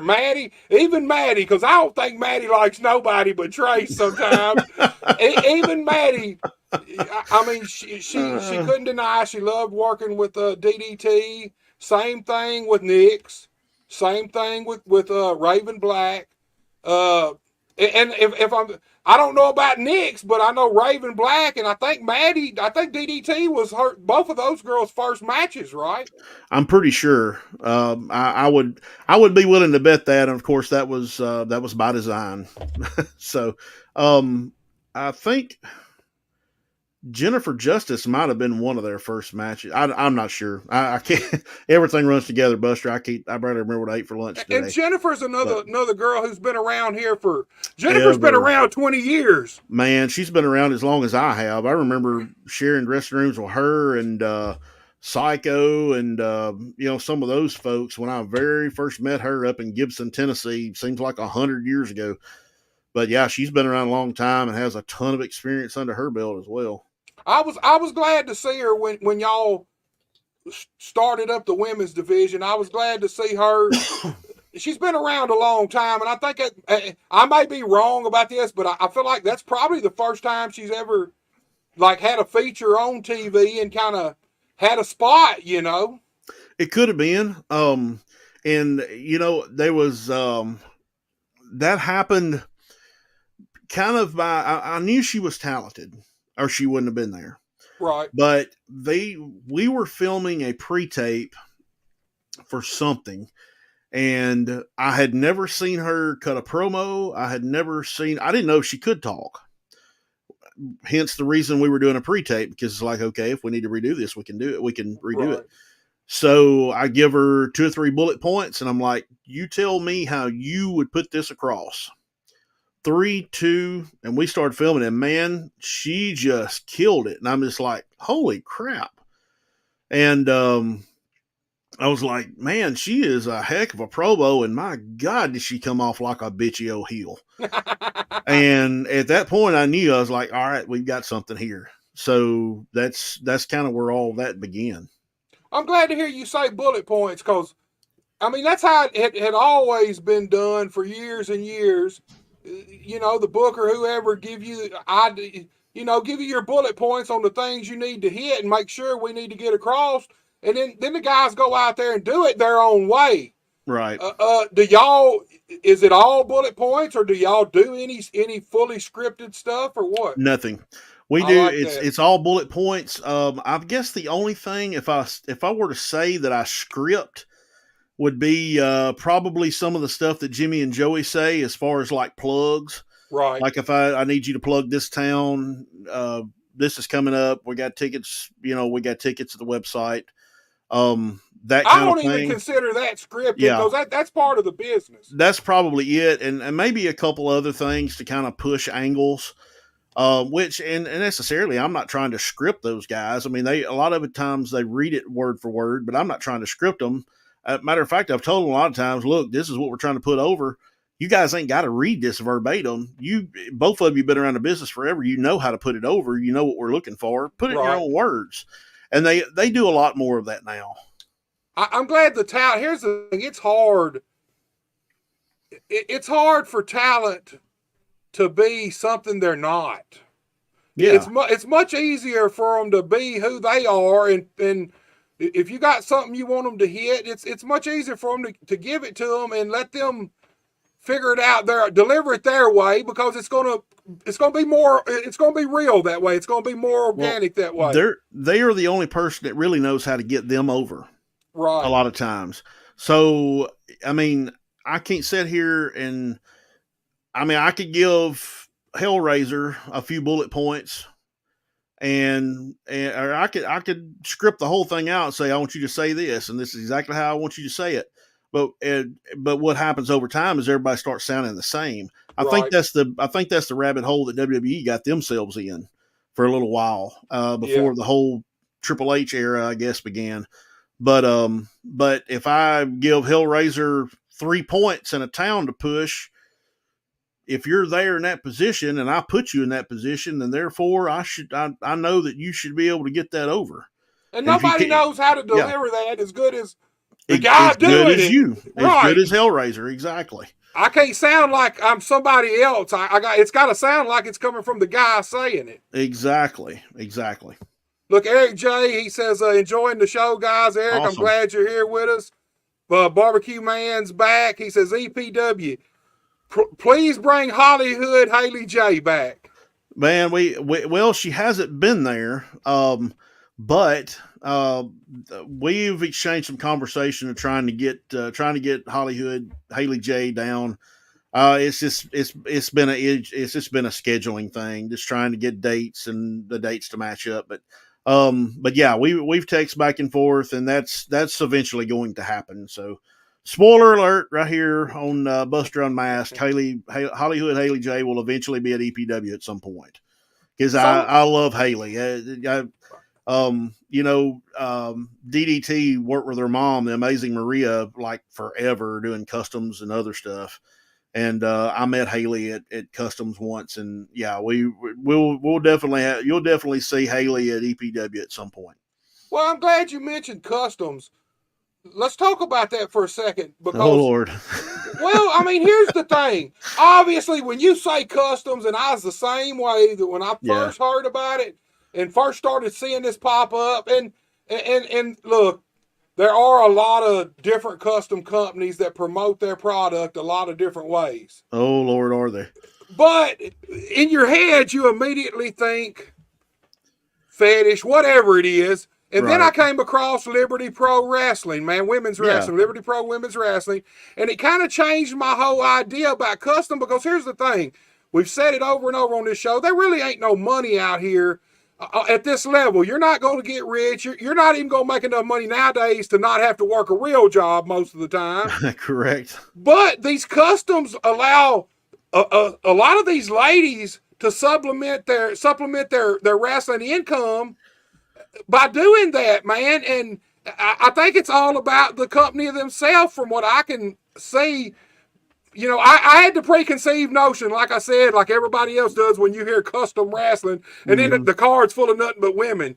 Your first thing you think is fetish, but Liberty Pro Women's Wrestling was nothing like that to me. I'm not saying there aren't guys who buy their product, that's why they buy it.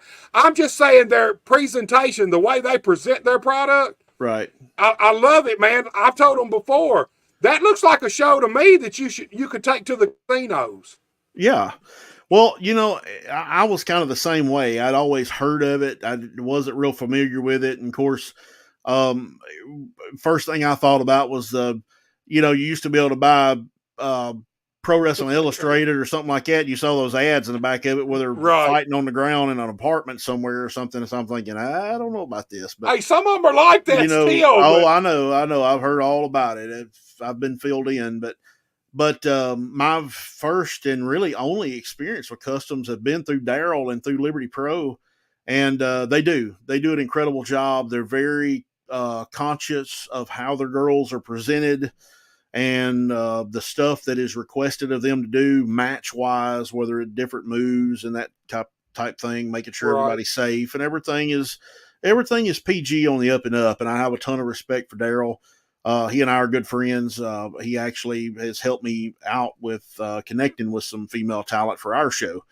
So I've worked with him quite a bit, but they do an incredible job. And like you said, man, some of these ladies are able to not only supplement their wrestling income, but some of them supplement their livelihood income, with some of this stuff. Cause man, some of these girls that get booked in, 7, 8, 9, 10 matches, are making some cash, and I'm happy. I'm super happy for them. But I'm going to tell you, a lot of times people think custom wrestling and they're thinking, I don't know. But I'm going to tell you what, some of those ladies do 9, 10, 11 matches in a day. Some of them are anywhere from 10 to 20 minutes in front of no crowd. Right. And it is cold as a Christmas turkey. Buster, I couldn't do one 5-minute match like that. Yeah, the no crowd thing always seems, that's my question for any of the girls that I ever have on who's done it, man. How do you deal with the no crowd? It'd be a big deal for me, And kudos to those girls that do that stuff, man. I mean, some of them, and like I said, I've seen some of them wrestle north of 10 matches in one day. And some of them back to back. And it's a testament to their talent and a testament to how tough some of them gals are. But here's the thing, some of them will do those 9, 10 matches and then still end up at a show on that Saturday night. Yeah, because they've been on some of them have been on an EPW show after working that many matches. Right, man. Yeah. So, hats off to those ladies that do that stuff. I'm proud that there is a way for them to make money in a respectful way in the wrestling business in that nature. Um, and kudos to Daryl, who is, man, he's the GOAT. He is the GOAT when it comes to customs wrestling in this area. Because There's like a who's who that's he is wrestled there, man. dad, and I mean he has a hell of a fan base, a hell of a customer base. I mean, there's some of these Saturdays when they film 40 matches in a day. I mean, they're there from 8 in the morning to 8 at night. Sometimes they have so many they typically film on a Saturday. Sometimes they have to film some on a Friday night. So kudos to them for doing just a awesome job of supplying these girls with some extra work and avenue to make some extra money, and do it in a respectful way. Right. So look, let's talk about some of the male talent at EPW. First of all, I gotta ask, how the hell you put up with Justin Klein all the time, man? How, dude? It's not easy. But man, Justin came to us a few years ago. I had never met him. I had never heard of him. All that I knew is he had worked with School of Morton, with Ricky Morton, somewhere up close to Knoxville, I think Chunky, Tennessee, or Chucky or somewhere. But he had worked up there some. He was in the Memphis area, and it was at a time where we were trying to kind of transition our dressing room around. Hollywood Jimmy, who is the GOAT as well in this area, had been the manager on EPW shows for years and years. And no offense to Jimmy, and this is a conversation I've had, so nobody can run back and say Neil said this on Buster Unmasked. But it was a time to kind of change it up a little bit, and Justin just kind of landed there, I think, through Izzy Rotten. I think Izzy had heard about him through somewhere. So we brought him in, saw what he could do, and Jesus, what a heat magnet. Oh, dude. My gosh. And man, he is game changer. I will say that for me, he may be the only manager around here that gets heat like he gets, and is not scared of it. Oh no, he is not scared of it whatsoever. I mean, he's had a knife pulled on him at our show. I mean, it's I think he got in I think a fan hit him or something at a PPW show one time. He is not scared whatsoever, and man, I don't know if that's I don't know how smart that is, but man, he can definitely get a reaction out of somebody. Well, let's talk about that for a minute, because the wrestlers don't get heat like they used to get. I don't know whether it's they're scared to go out and get that kind of heat because they don't want to. Nowadays, here's the thing. A lot of times a wrestler goes out and one of these local shows gets too much heat with a fan. The fan gets pissed, then talks to the promoter, and before it's over, the wrestler is getting admonished for basically doing his job really well. You know what I mean? If he's a heel, what's your thought on heat nowadays? Because I feel like that's why Justin Klein is one of my, truthfully, I think he's probably my favorite manager around this area, because he does go out there and he goes for the jugular, man. He gets that kind of heat every time. Well, I think it's a couple of different things, Buster. I think one thing is the fact that as they say, the toothpaste is out of the tube. Everybody knows. Everybody knows what wrestling is, and I think because of that, some people don't take it as much to heart as they used to. But I also think that is based on the area you're in too, because I've seen some crowds that just sit and watch and ooh and ah over the move sets and that type thing, and then if they're called a redneck, they laugh about it. And I've seen some places where somebody was called a redneck and they were ready to fight. So I think it's a little bit different here in the South, because I think you have a little bit of a mixture of it. But I think a lot of it is just the fact that the toothpaste is out of the tube. A lot of Right. people know, All the but fans look at it as a work too. yeah, And my opinion of that is though, with a guy like Justin Klein, when the fans look at it that way and you still piss them off to the umpteenth degree, you're really doing your job, man. You really and get. and that was what I was about to say. Like, because Klein. So I think another thing that happens is, especially when you have people that are on cards regularly, people get to eventually, whether you want them to or not, they kind of learn people. They learn who people are. They Right. learn, they learn their names, they learn their jobs, they learn all this other stuff. Well, Klein isn't from here. Klein has no desire to be from here. And a lot of that is a shoot. And he's a prick on And social media too. So and he knows how to work social media to a fault sometimes. Because right. some stuff he posts stuff, and I'm just like, dude, what are you doing?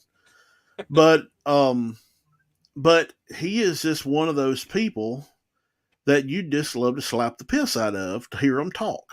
Right. Because if he calls you a jerk and you call him a jerk back and you mess around and punch him in the face, he's going to get up and he's still going to think you're a jerk. Nothing changes. Yeah, he's still gonna be that same prick. He's still going to be that same guy. He's just going to turn it up probably another notch. So, he's not afraid, like I said. But I think some guys, are a little bit. I think some guys are not as aggressive about trying to get heat as they are trying to remember the order of the spots in the match. I think that happens sometimes too. But and some people they're just not going to get heat like that. They're just not going to. And some people try and they're just bad at it. I've seen that too. But man, Justin is he is a master of his craft, and I've seen it. I've seen it a lot of different times, both inside the building and out. Let me ask you this: you were talking about, you work in front of these people long enough, they get to know you. Social media definitely does not help that when guys put more of their personal stuff on social media than their gimmick, their professional stuff. What's your thoughts on that? I know that Don't do there it. ain't no, but they're gonna do it. They're gonna do it.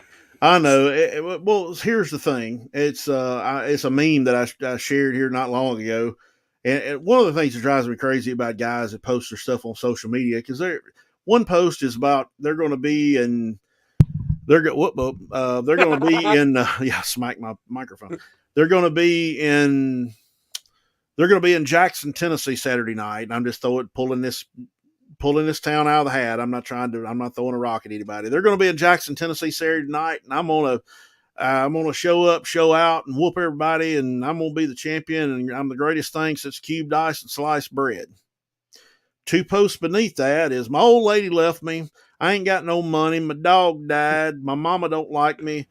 And I'm thinking about shooting myself. I'm just like, so you made this post. What changed? It don't matter if you feel bad, that's fine. If you feel bad, you post it. It doesn't help your situation. It hurts. It hurts you because it kills your credibility as a person, for one thing, as a real person. Because I just don't believe as a wrestler, you just sap every bit of what star power you have, or trying to give yourself, or a promoter is trying to put on you, by getting on there and posting all of your problems. Buster, there is a few things in wrestling that just grind my gears, and some of it is this simple little bitty stuff that probably nobody ever thought about. But this is one thing that just absolutely drives me crazy, is the way people post stuff on social media. And look, I used to be one of them. I went through a time in my life when I was depressed and about this, that, or whatever, and I thought I had to post about every burger joint I ever ate at and all this other stuff. But at the end of the day, none of that crap matters. Literally right now, if I didn't make a living, and I'm talking about my regular job, if I didn't make a living off of social media, I probably wouldn't even have it. And I can guarantee you I wouldn't post anything on it, because I have a personal TikTok account that's probably I've had for a year, and it's probably 4 or 5 videos on it, and I only have it to watch everybody else and laugh. But the way people don't understand that, social media is a window into your home and who you are as a person and as a talent. And if you don't carry yourself as a professional, as a person, and as a talent, then you kill your own credibility. Right. There is literally people that I have not booked and will not book because of how they are and the crap that they post on social media. And here's the flip side of that. So if you're trying to get somewhere, you're trying to get to WWE, you're trying to get to AEW, you're trying to get wherever, most of all these companies have a huge social media department that goes through and looks at the stuff that you've posted.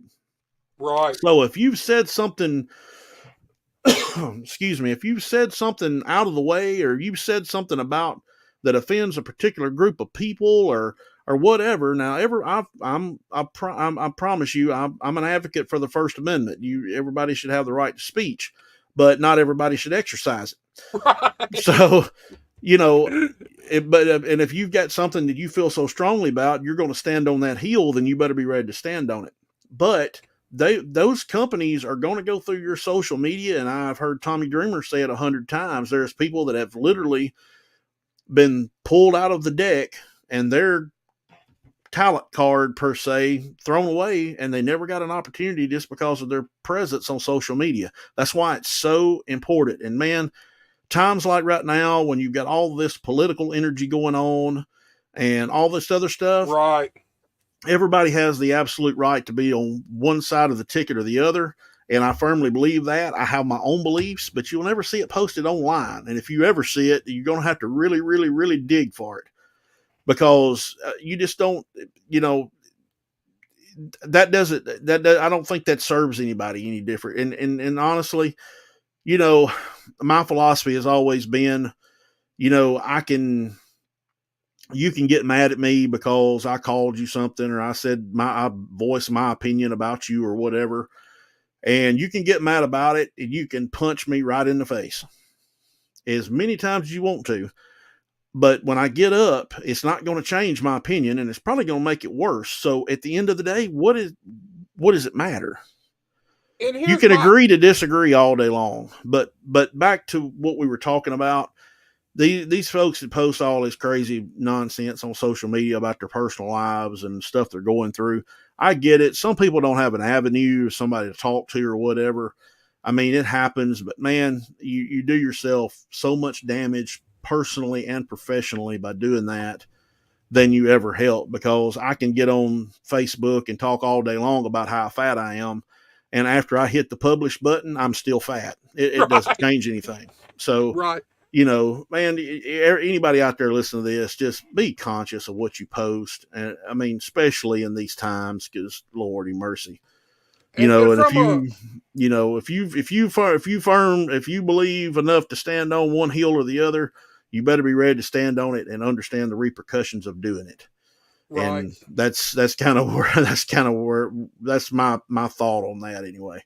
Well, these wrestlers, here's my thought on the wrestler aspect.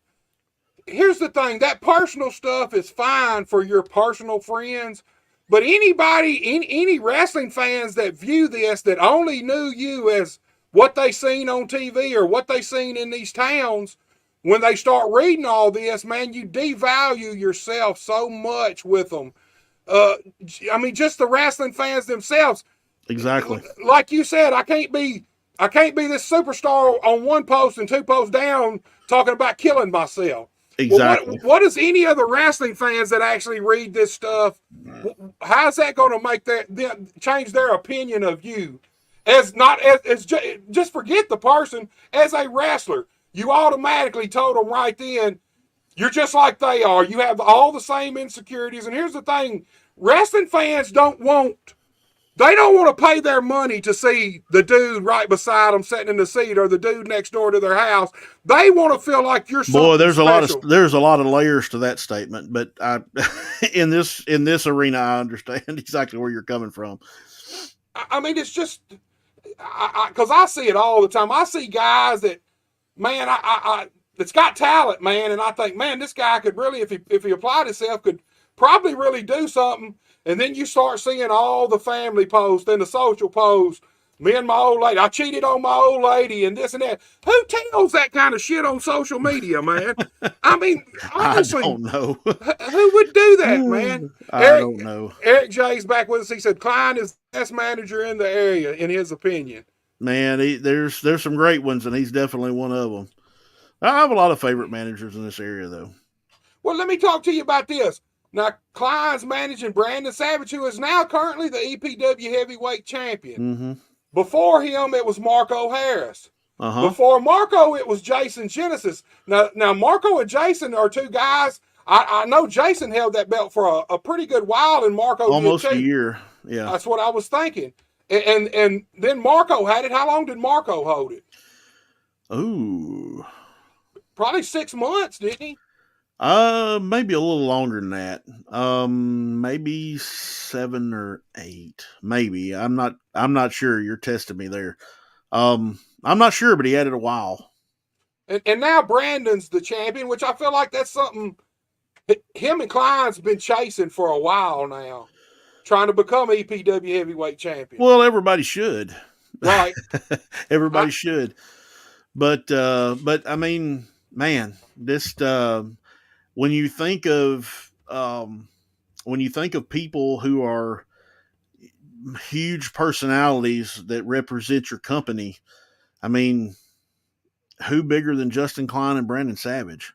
Right. You know what I mean? But we've had we've had a lot of great EPW champions, and I'm a little bit guilty of just looking at my window of time of running EPW as EPW champions. Right. I think about K-Swiss and Trace Hunt, Jason, Marco, and now Brandon Savage. But one thing I've always been a firm believer in is you don't play hot potato with any championship. Right.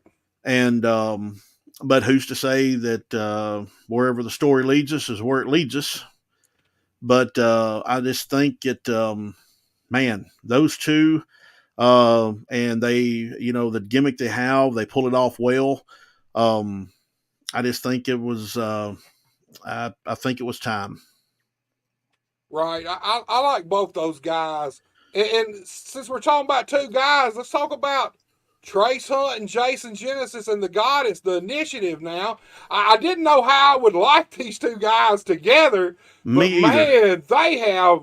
I love the Initiative. I love Jason by himself, and Trace Hunt. He's kind of like Klein. Trace Hunt can be a prick at times, especially as a heel, man. And he's not afraid of it either. Right. He's not afraid of it either.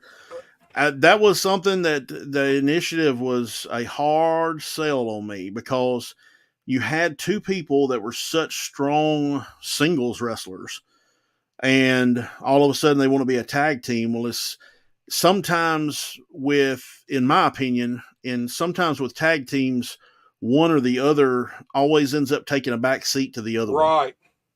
And that was why I was nervous about letting them pull the trigger on that at EPW. It's like, look, we got two incredibly talented people here. I don't want anybody to be diminished by the other one, whoever that is. I don't want that to happen. And, discussion with them. It took us, in all honesty, Buster, it took a solid probably 4 months to convince me that they needed to do this.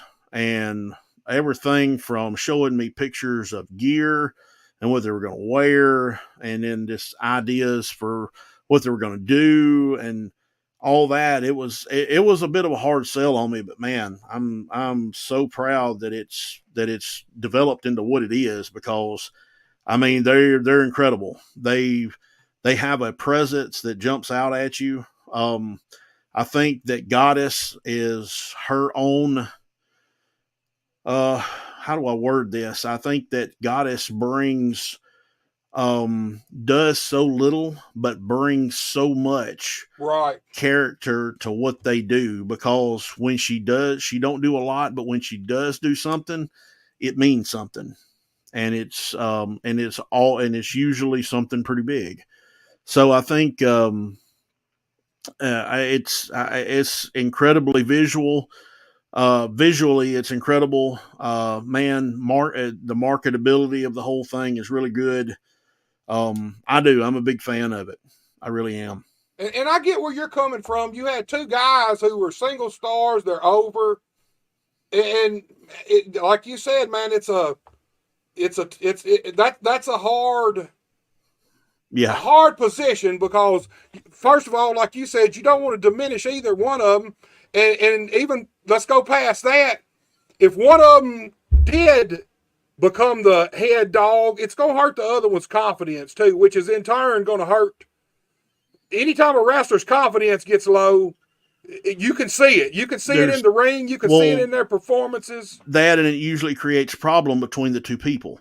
I feel like those two guys complement each other awesomely, dude. I think it is axe and smash of demolition all over again, because neither one of those guys took a back seat to the other one. They were their own characters. They were both strong characters, axe and smash, and they made a great team. Hell, they're still a team. They're still out doing signings and stuff. But it was a hard sell on me at first. But man, I'm so proud we pulled the trigger on that. Yeah, I like it, dude. And I felt the same way. I was wondering how it was really going to work.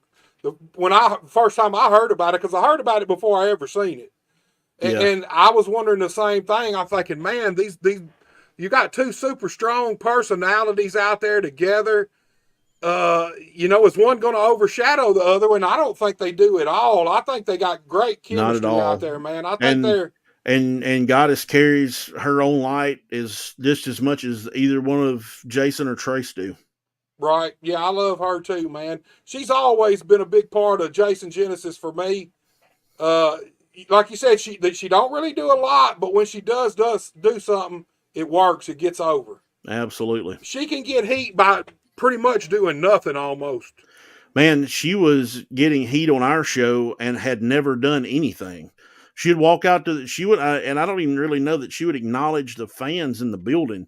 It was all about Jason. And just through that and her body language, man, they just did not like her. I love the fact that she wouldn't not acknowledging the fan, because that's going to automatically get her heat.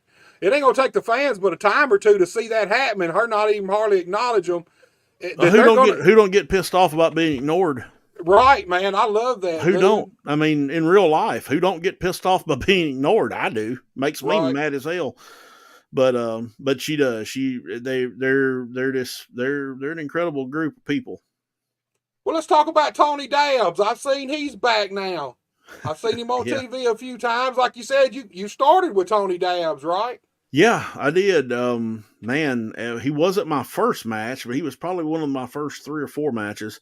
Tony's how I got in the business. I've known Tony since, oh my God, Tony's a little bit older than me. He's a year or 2 older than me. So I've probably known Tony 30 years or longer. Tony taught me a lot. He's what got me into the wrestling business. We kind of disconnected for a long time, over not necessarily any drama between he and I, but just, we were both on separate heels, if you know what I mean. Right. But, we've, for the most part, always got along. And, I feel some personal gratification by the fact that he is a part of something that I've created now, because he helped me get in, and now he's a part of what we do at EPW. And then, of course, his 2 sons are involved now, which kind of makes the whole thing full circle.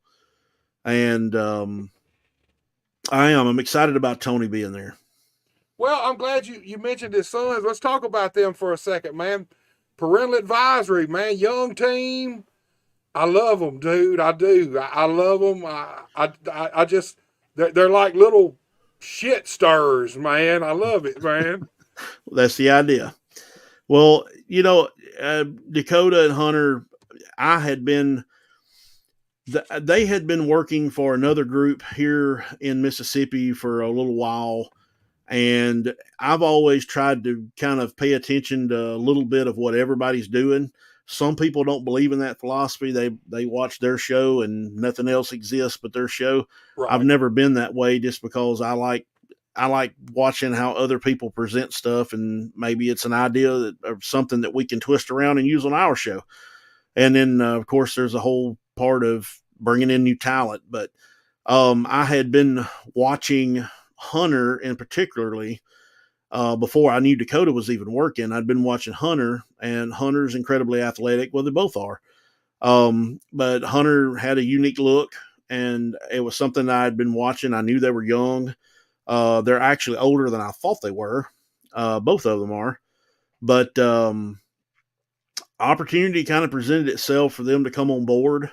And they were a couple of people that, kind of going back to the conversation we'd had previously about two guys that could go in the ring, they could do whatever. But as far as character work, it wasn't really there.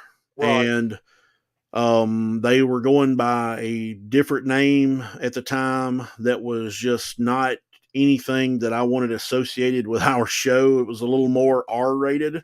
Right. And our show is super PG. And so we kind of sat down, and they worked a tag match on our show. We kind of sat down and was like, we've got to come up with a different name.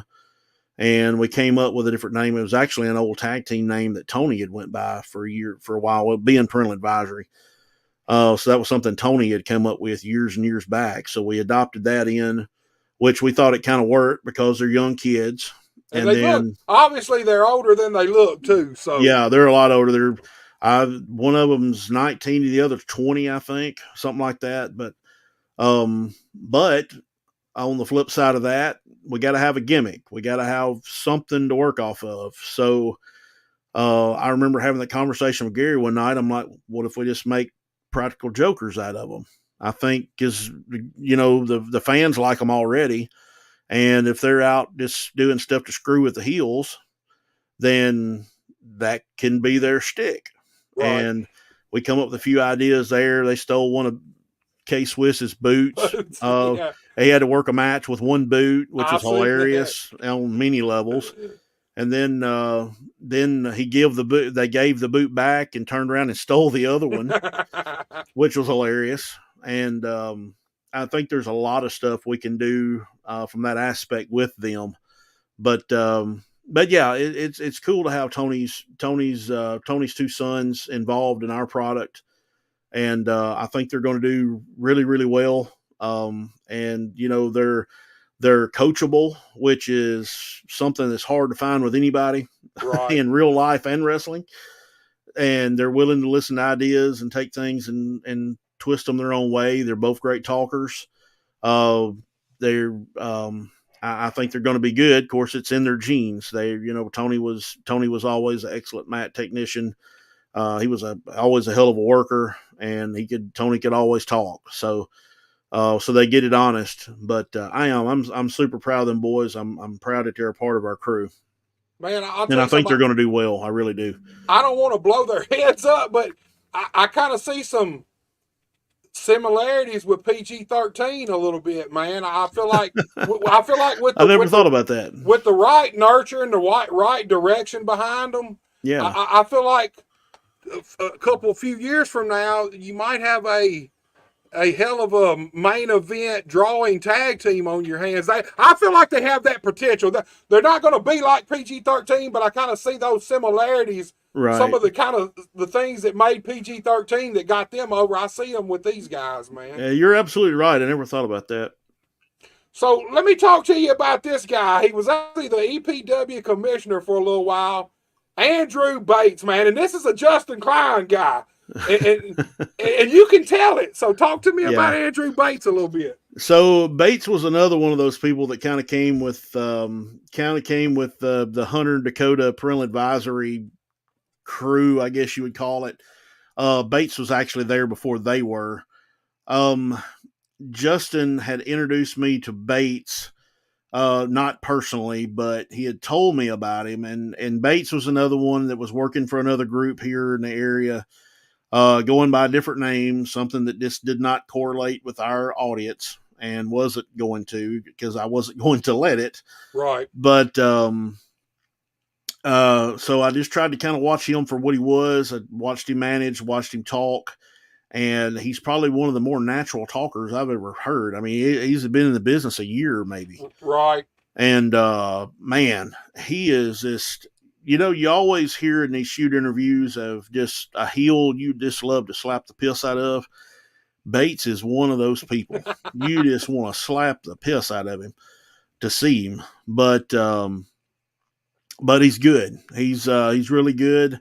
I think the pairing with him and Eli Knox, Right. who is also very, very new, like 6 months new, who surprised all of us right out of the gate. We watched his first match and we kind of saddled him with the name and kind of a little bit of a gimmick, which is kind of a cross between Mr. Perfect and Rick Rude, kind of. Right. Which is kind of what we told him to watch and kind of mock, kind of learn from there. But came out of his shell right in front of all of us. And like, my God, he's got a huge personality. And then at the time we had brought Bates in as commissioner. And then that story kind of evolved the way it did. And then, we wanted a place for Bates because I wanted him there. And then the Eli spot kind of came available by accident. And, man, they make a great pair. They really do. I think they do too, man. They for sure do. And I'm like you, man. Bates kind of blowed me away with his being able to talk, man. Usually when guys are fresh into business and they go, you either have it immediately or some guys it takes them a little while. And I feel like Bates, man, I feel like the first time I ever seen him was on a Premier Pro show, I think. And man, you talking about getting heat, man. He immediately got heat. Like you said, he ain't even got to say nothing. The minute he walked out, people automatically hated him already, man. They did, because he's one of them people that'll fool you too. He's older than he looks, which, that helps. I mean, he's like I said, he's just one of them people you just love to slap to look at. But man, he's good, and him and Knox are a great team. Well, look, let's talk about Bone Crusher for a second, man. Like you said, he's kind of the godfather of EPW, and he's on these old 2011 tapes I got. Bone Crusher's on all of them, dude. In the ring with me in some of them, yeah. Right, man, and so he's been part of EPW forever, it feels like. Yeah, he has. He's always been a big part of EPW. He's been an owner at times. There's 10 times he's kind of stepped away from that. The rings all belong to Bone Crusher. The one we use on TV, the travel ring, they belong to him. They're his. And he's very much, like I said, he's the godfather of our dressing room. He's kind of the one where everybody walks in and sits down, and if there's ever any advice to be given, it's him that usually gives it. And with no sugarcoating, and I think he would appreciate me saying that. But and then we talked to him about a role where he could be in the ring some, because he still likes to get in the ring, and then some where he's out of the ring and being a commissioner and being able to do that type thing. That was a little bit of a sale, I think, for him to split his time being more of a commissioner, but I think he's grown to kind of enjoy it. I know that we did a whole story with him and Daniel Nova, who is his shoot son, right, against Klein and Brandon Savage. And I know that he enjoyed that whole deal that we did, where he, like I said, he evolved. He was, we ended up bringing in Bates because he lost the commissionership, and Bates stepped in, and there was some animosity there. And then he won the commissionership back. And then recently we associated Downtown Bruno with Bone Crusher's character. So Downtown Bruno was our director of the chairman. No, he's the director of he is the chairman of the board of directors. I'll get it out in a minute. Right. He's the chairman of the board of directors, so he's kind of, I guess he's Bone Crusher and my boss. And they shared some airtime, and which was really good. If you haven't seen it, you need to definitely go back and see it. It was really fun. But yeah, I think Bone Crusher will always be a part of EPW. He's always been there, and he always will be. Yeah, man. Like I said, I've got tapes from him from 2011, I think, man, where he was. Oh yeah, he and I have been in the ring together several times. Well, Neo, man, we've almost rolled around. We're rolling on 2 hours and a half, man. Man, we are, and we've been. Time flies when you're having fun. It does, and I feel like if we really keep going, we'll ought to be midnight before we get off of here, dude. Could be. But look, before we get out of here, one thing I want to tell you, and it's one of the things I love about EPW most: storylines. They're simple. They're not too hard to follow. They don't get too convoluted. They don't get too all jumbled up, man. They're easy to follow. If you watch EPW, it don't take but a couple of weeks, even if you're a new fan and you kind of know what's going on. And right. that's pro wrestling. That's what you want with pro wrestling. You don't want somebody to have to watch 6 months to figure out what's happening. In a couple of weeks, they should be able to know kind of who's who and who's doing what. And that's one thing I love about EPW, man. Bill Dundee used to say simple is the best. Well, that kind of comes from two different things, Buster. Number one is almost everybody can say that their favorite movies are from the 80s, correct? Right. So almost every 80s movie that you ever know, that you've ever known, is a plot to where you're introduced to the good guy, you're introduced to the bad guy, you're introduced to the problem, and then you're introduced to the outcome. It's very cookie cutter, correct? Right. So, and I'm going back and I'm kind of thinking through John Hughes films, which is like Planes, Trains, and Automobiles, and 16 Candles, which is, I guess, a little bit of a far-fetched from wrestling, but story-wise, it's not. So you introduced to your good guy, you're introduced to your bad guy, you're introduced to the problem, and then there's always the outcome, and it's a very clear cookie cutter outcome. I've always liked that method of storytelling because, just like you said, the majority of the public does not like to go to a movie and sit and have to try to, once the credits are rolling, try to figure out what the hell they've watched. Right. And try to figure out, okay, well, what was the significance of the fact that there was an orange duck on the mantle of the fireplace or something. So majority of wrestling fans, I feel like to know who the good guy is. They want to know who the bad guy is. They want to know what the problem is, and they want to know what the outcome is, whether that is the good guy overcomes and wins, the bad guy pulls a rabbit out of his hat, figures out how to win, or you involve someone else and you go to the sequel. So that is a big part of it. The opposite, another piece of that, or another reason behind that, is we're a 30-minute television show. So you cannot get too convoluted when you're a 30-minute wrestling show. And I have always been a fan of doing a 30-minute show. Number one, it's cheaper to produce, obviously. And number two, it's easier to watch. Right. Some of the easiest television to watch has been 30-minute sitcoms, correct? Right. Andy Griffith, Family Matters, Sanford and Son, All in the Family. You know, all those type shows are 30-minute shows. We really showing our age now, man. Oh my God, are we? But hey, I was watching Dragnet when I was in high school. I love stuff like that. But they're 30-minute shows, and you can tell a story, and you can keep a story going in 30 minutes.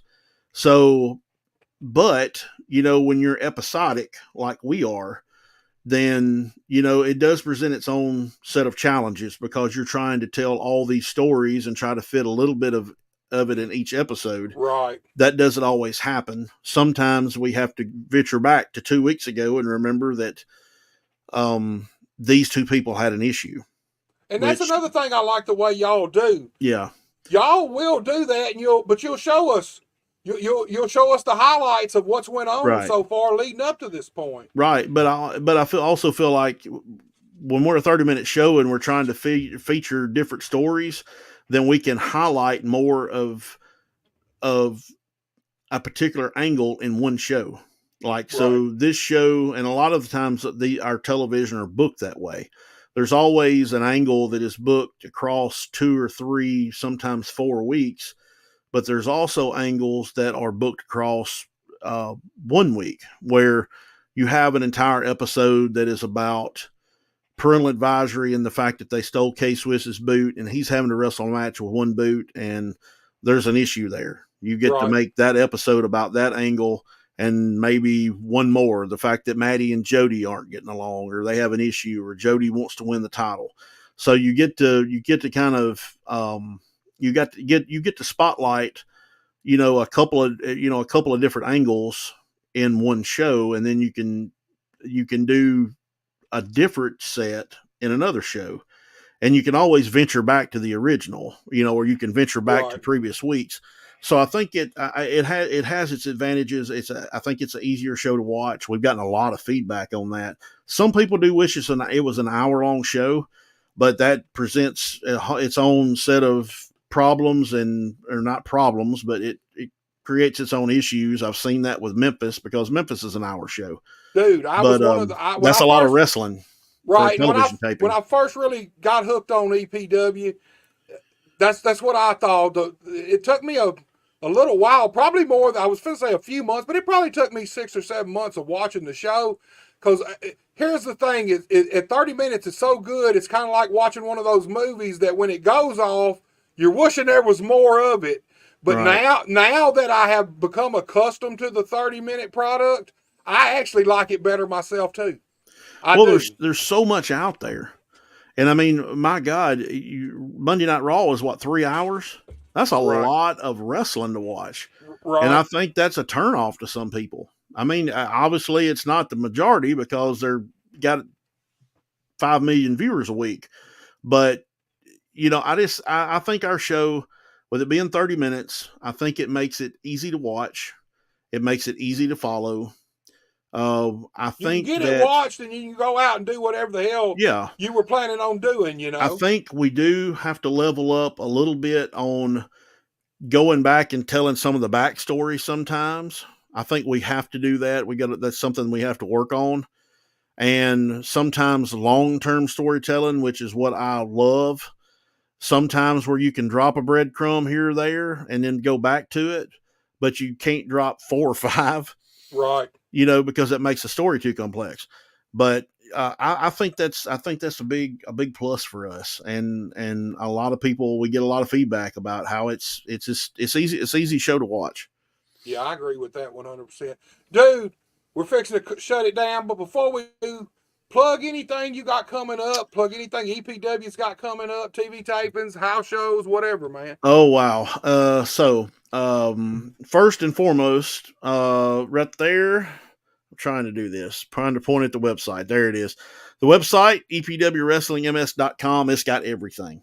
If you want to learn how to train, if you want to find out about our training academy, our EPW Wrestling Academy, you can go there, find out information. You can apply online. Check that out. Upcoming events this coming Saturday, we've got a big fundraiser for the Mustang athletics department in Mantachie, here close to home. Matter of fact, I graduated from there. Homecoming. That is homecoming. So that is August 17th. August 31st, we are going back to Tupelo for the Tupelo Summerfest, which we haven't even announced that yet. So this is the first time I've talked about it publicly. Breaking news. Yeah, breaking news. So August 31st, we're going back to Tupelo. September 6th, we'll be in Ashland, Mississippi for the Benton County Fair. First time ever EPW has been to Ashland. The very next night, EPW comes to Jackson, Tennessee as part of the West Tennessee Comic-Con at the Carl Perkins Center, Carl Perkins Civic Center. That is September the 7th. Next weekend, September 12th, we are back at EPW in Boonville for a big television taping. And then September the 20th, we are in Corinth at Crossroads Arena for the Alcorn County Fair. And that will be the last stop of our Summer of Chaos tour, which has been man, it's been a wild summer. We've been here, there, and everywhere on this tour, and that'll be the last night of it. It'll all culminate there in Corinth at Crossroads Arena for the Alcorn County Fair, and then we kick up our fall tour starting October 5th. And we'll be making those announcements here pretty soon. Got a lot going on. And see, that's another thing I like about EPW. I like the fact that y'all are running a lot of house shows, a lot of real shows, non-televised. For me, that's the whole point of TV, is to be able to run live events and sell tickets. Exactly. I love that, man. Look, we done pissed the barbecue man off. He said, y'all are both wrong. 30-minute shows suck. Give us an hour, Neil. Well, I'll tell you what. I'm going to take that as a compliment, because evidently he likes what he sees in 30 minutes. He wants to see twice as much. So I'm going to take that as a compliment. But maybe one day, I'm not going to say that EPW will be 30 minutes forever. But for the foreseeable future, it's probably going to be a 30-minute show. But I will tell you this, Barbecue Man, if you follow us on YouTube, if you follow us on YouTube or subscribe or download our Roku channel, there's a lot of times you're going to see a little bit of extra footage than you would see than what runs on our broadcast episodes, because the broadcasts have to be 28 minutes, 30 seconds, and sometimes our shows run longer than that. You see the extended edition, we'll call it, on YouTube and Roku. So make sure you follow us, one of those two things. There you can see a little bit more. Neil, dude, once again, man, I appreciate you so much for coming on. Oh, man, I've thoroughly enjoyed it, Buster. You have no idea. I love talking the business side of wrestling. I do. I love talking wrestling, period. All of it fascinates me, I'll be honest with you. All of it fascinates me, and I love talking to different people and getting their different perspectives on all these different things, man. Thank you so much, man, for giving not just me, but everybody who tuned in over 2.5 hours of your time, Neil. Man, no problem. And man, let's do it again sometime. We definitely will. That's why I figured if we didn't shut it off now, we'd be here till midnight, and now we can come back and talk some more. Man, yeah, we've just barely scratched the surface. Dude, y'all have a great night, Neil. Man, thank you. Have a good night, everybody. You too. All right, guys, you seen it right there. The real deal, Neil Taylor, the man behind the mask at EPW. If you get a chance to go see EPW anywhere, go see it.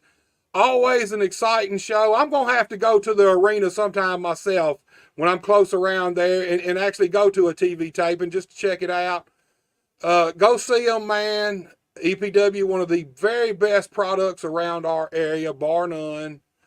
And like he said, you can catch them on YouTube, you can catch them on Roku, and they are still on broadcast TV in several different markets. You'll have to find them if that's where you want to watch them. Look, guys, I want to thank everybody who tuned in, everybody who interacted, guys. Look, before I forget, be sure to like this video, share this video, go to Buster H.R. Johnson on YouTube and subscribe. We're back Wednesday night, 7 p.m. with the Bluff City Tag Team Champions, Legitimately Too Good, Tommy Too Good, and Too Legit, Justin Daniels. Don't miss it. I don't ever slow up, no I don't take shit. I got no love for the fakeness. If you wanna play tough and wanna hate this, I'll always show up. I don't ever slow up, no I don't take shit. I got no love for the fakeness. If you wanna play tough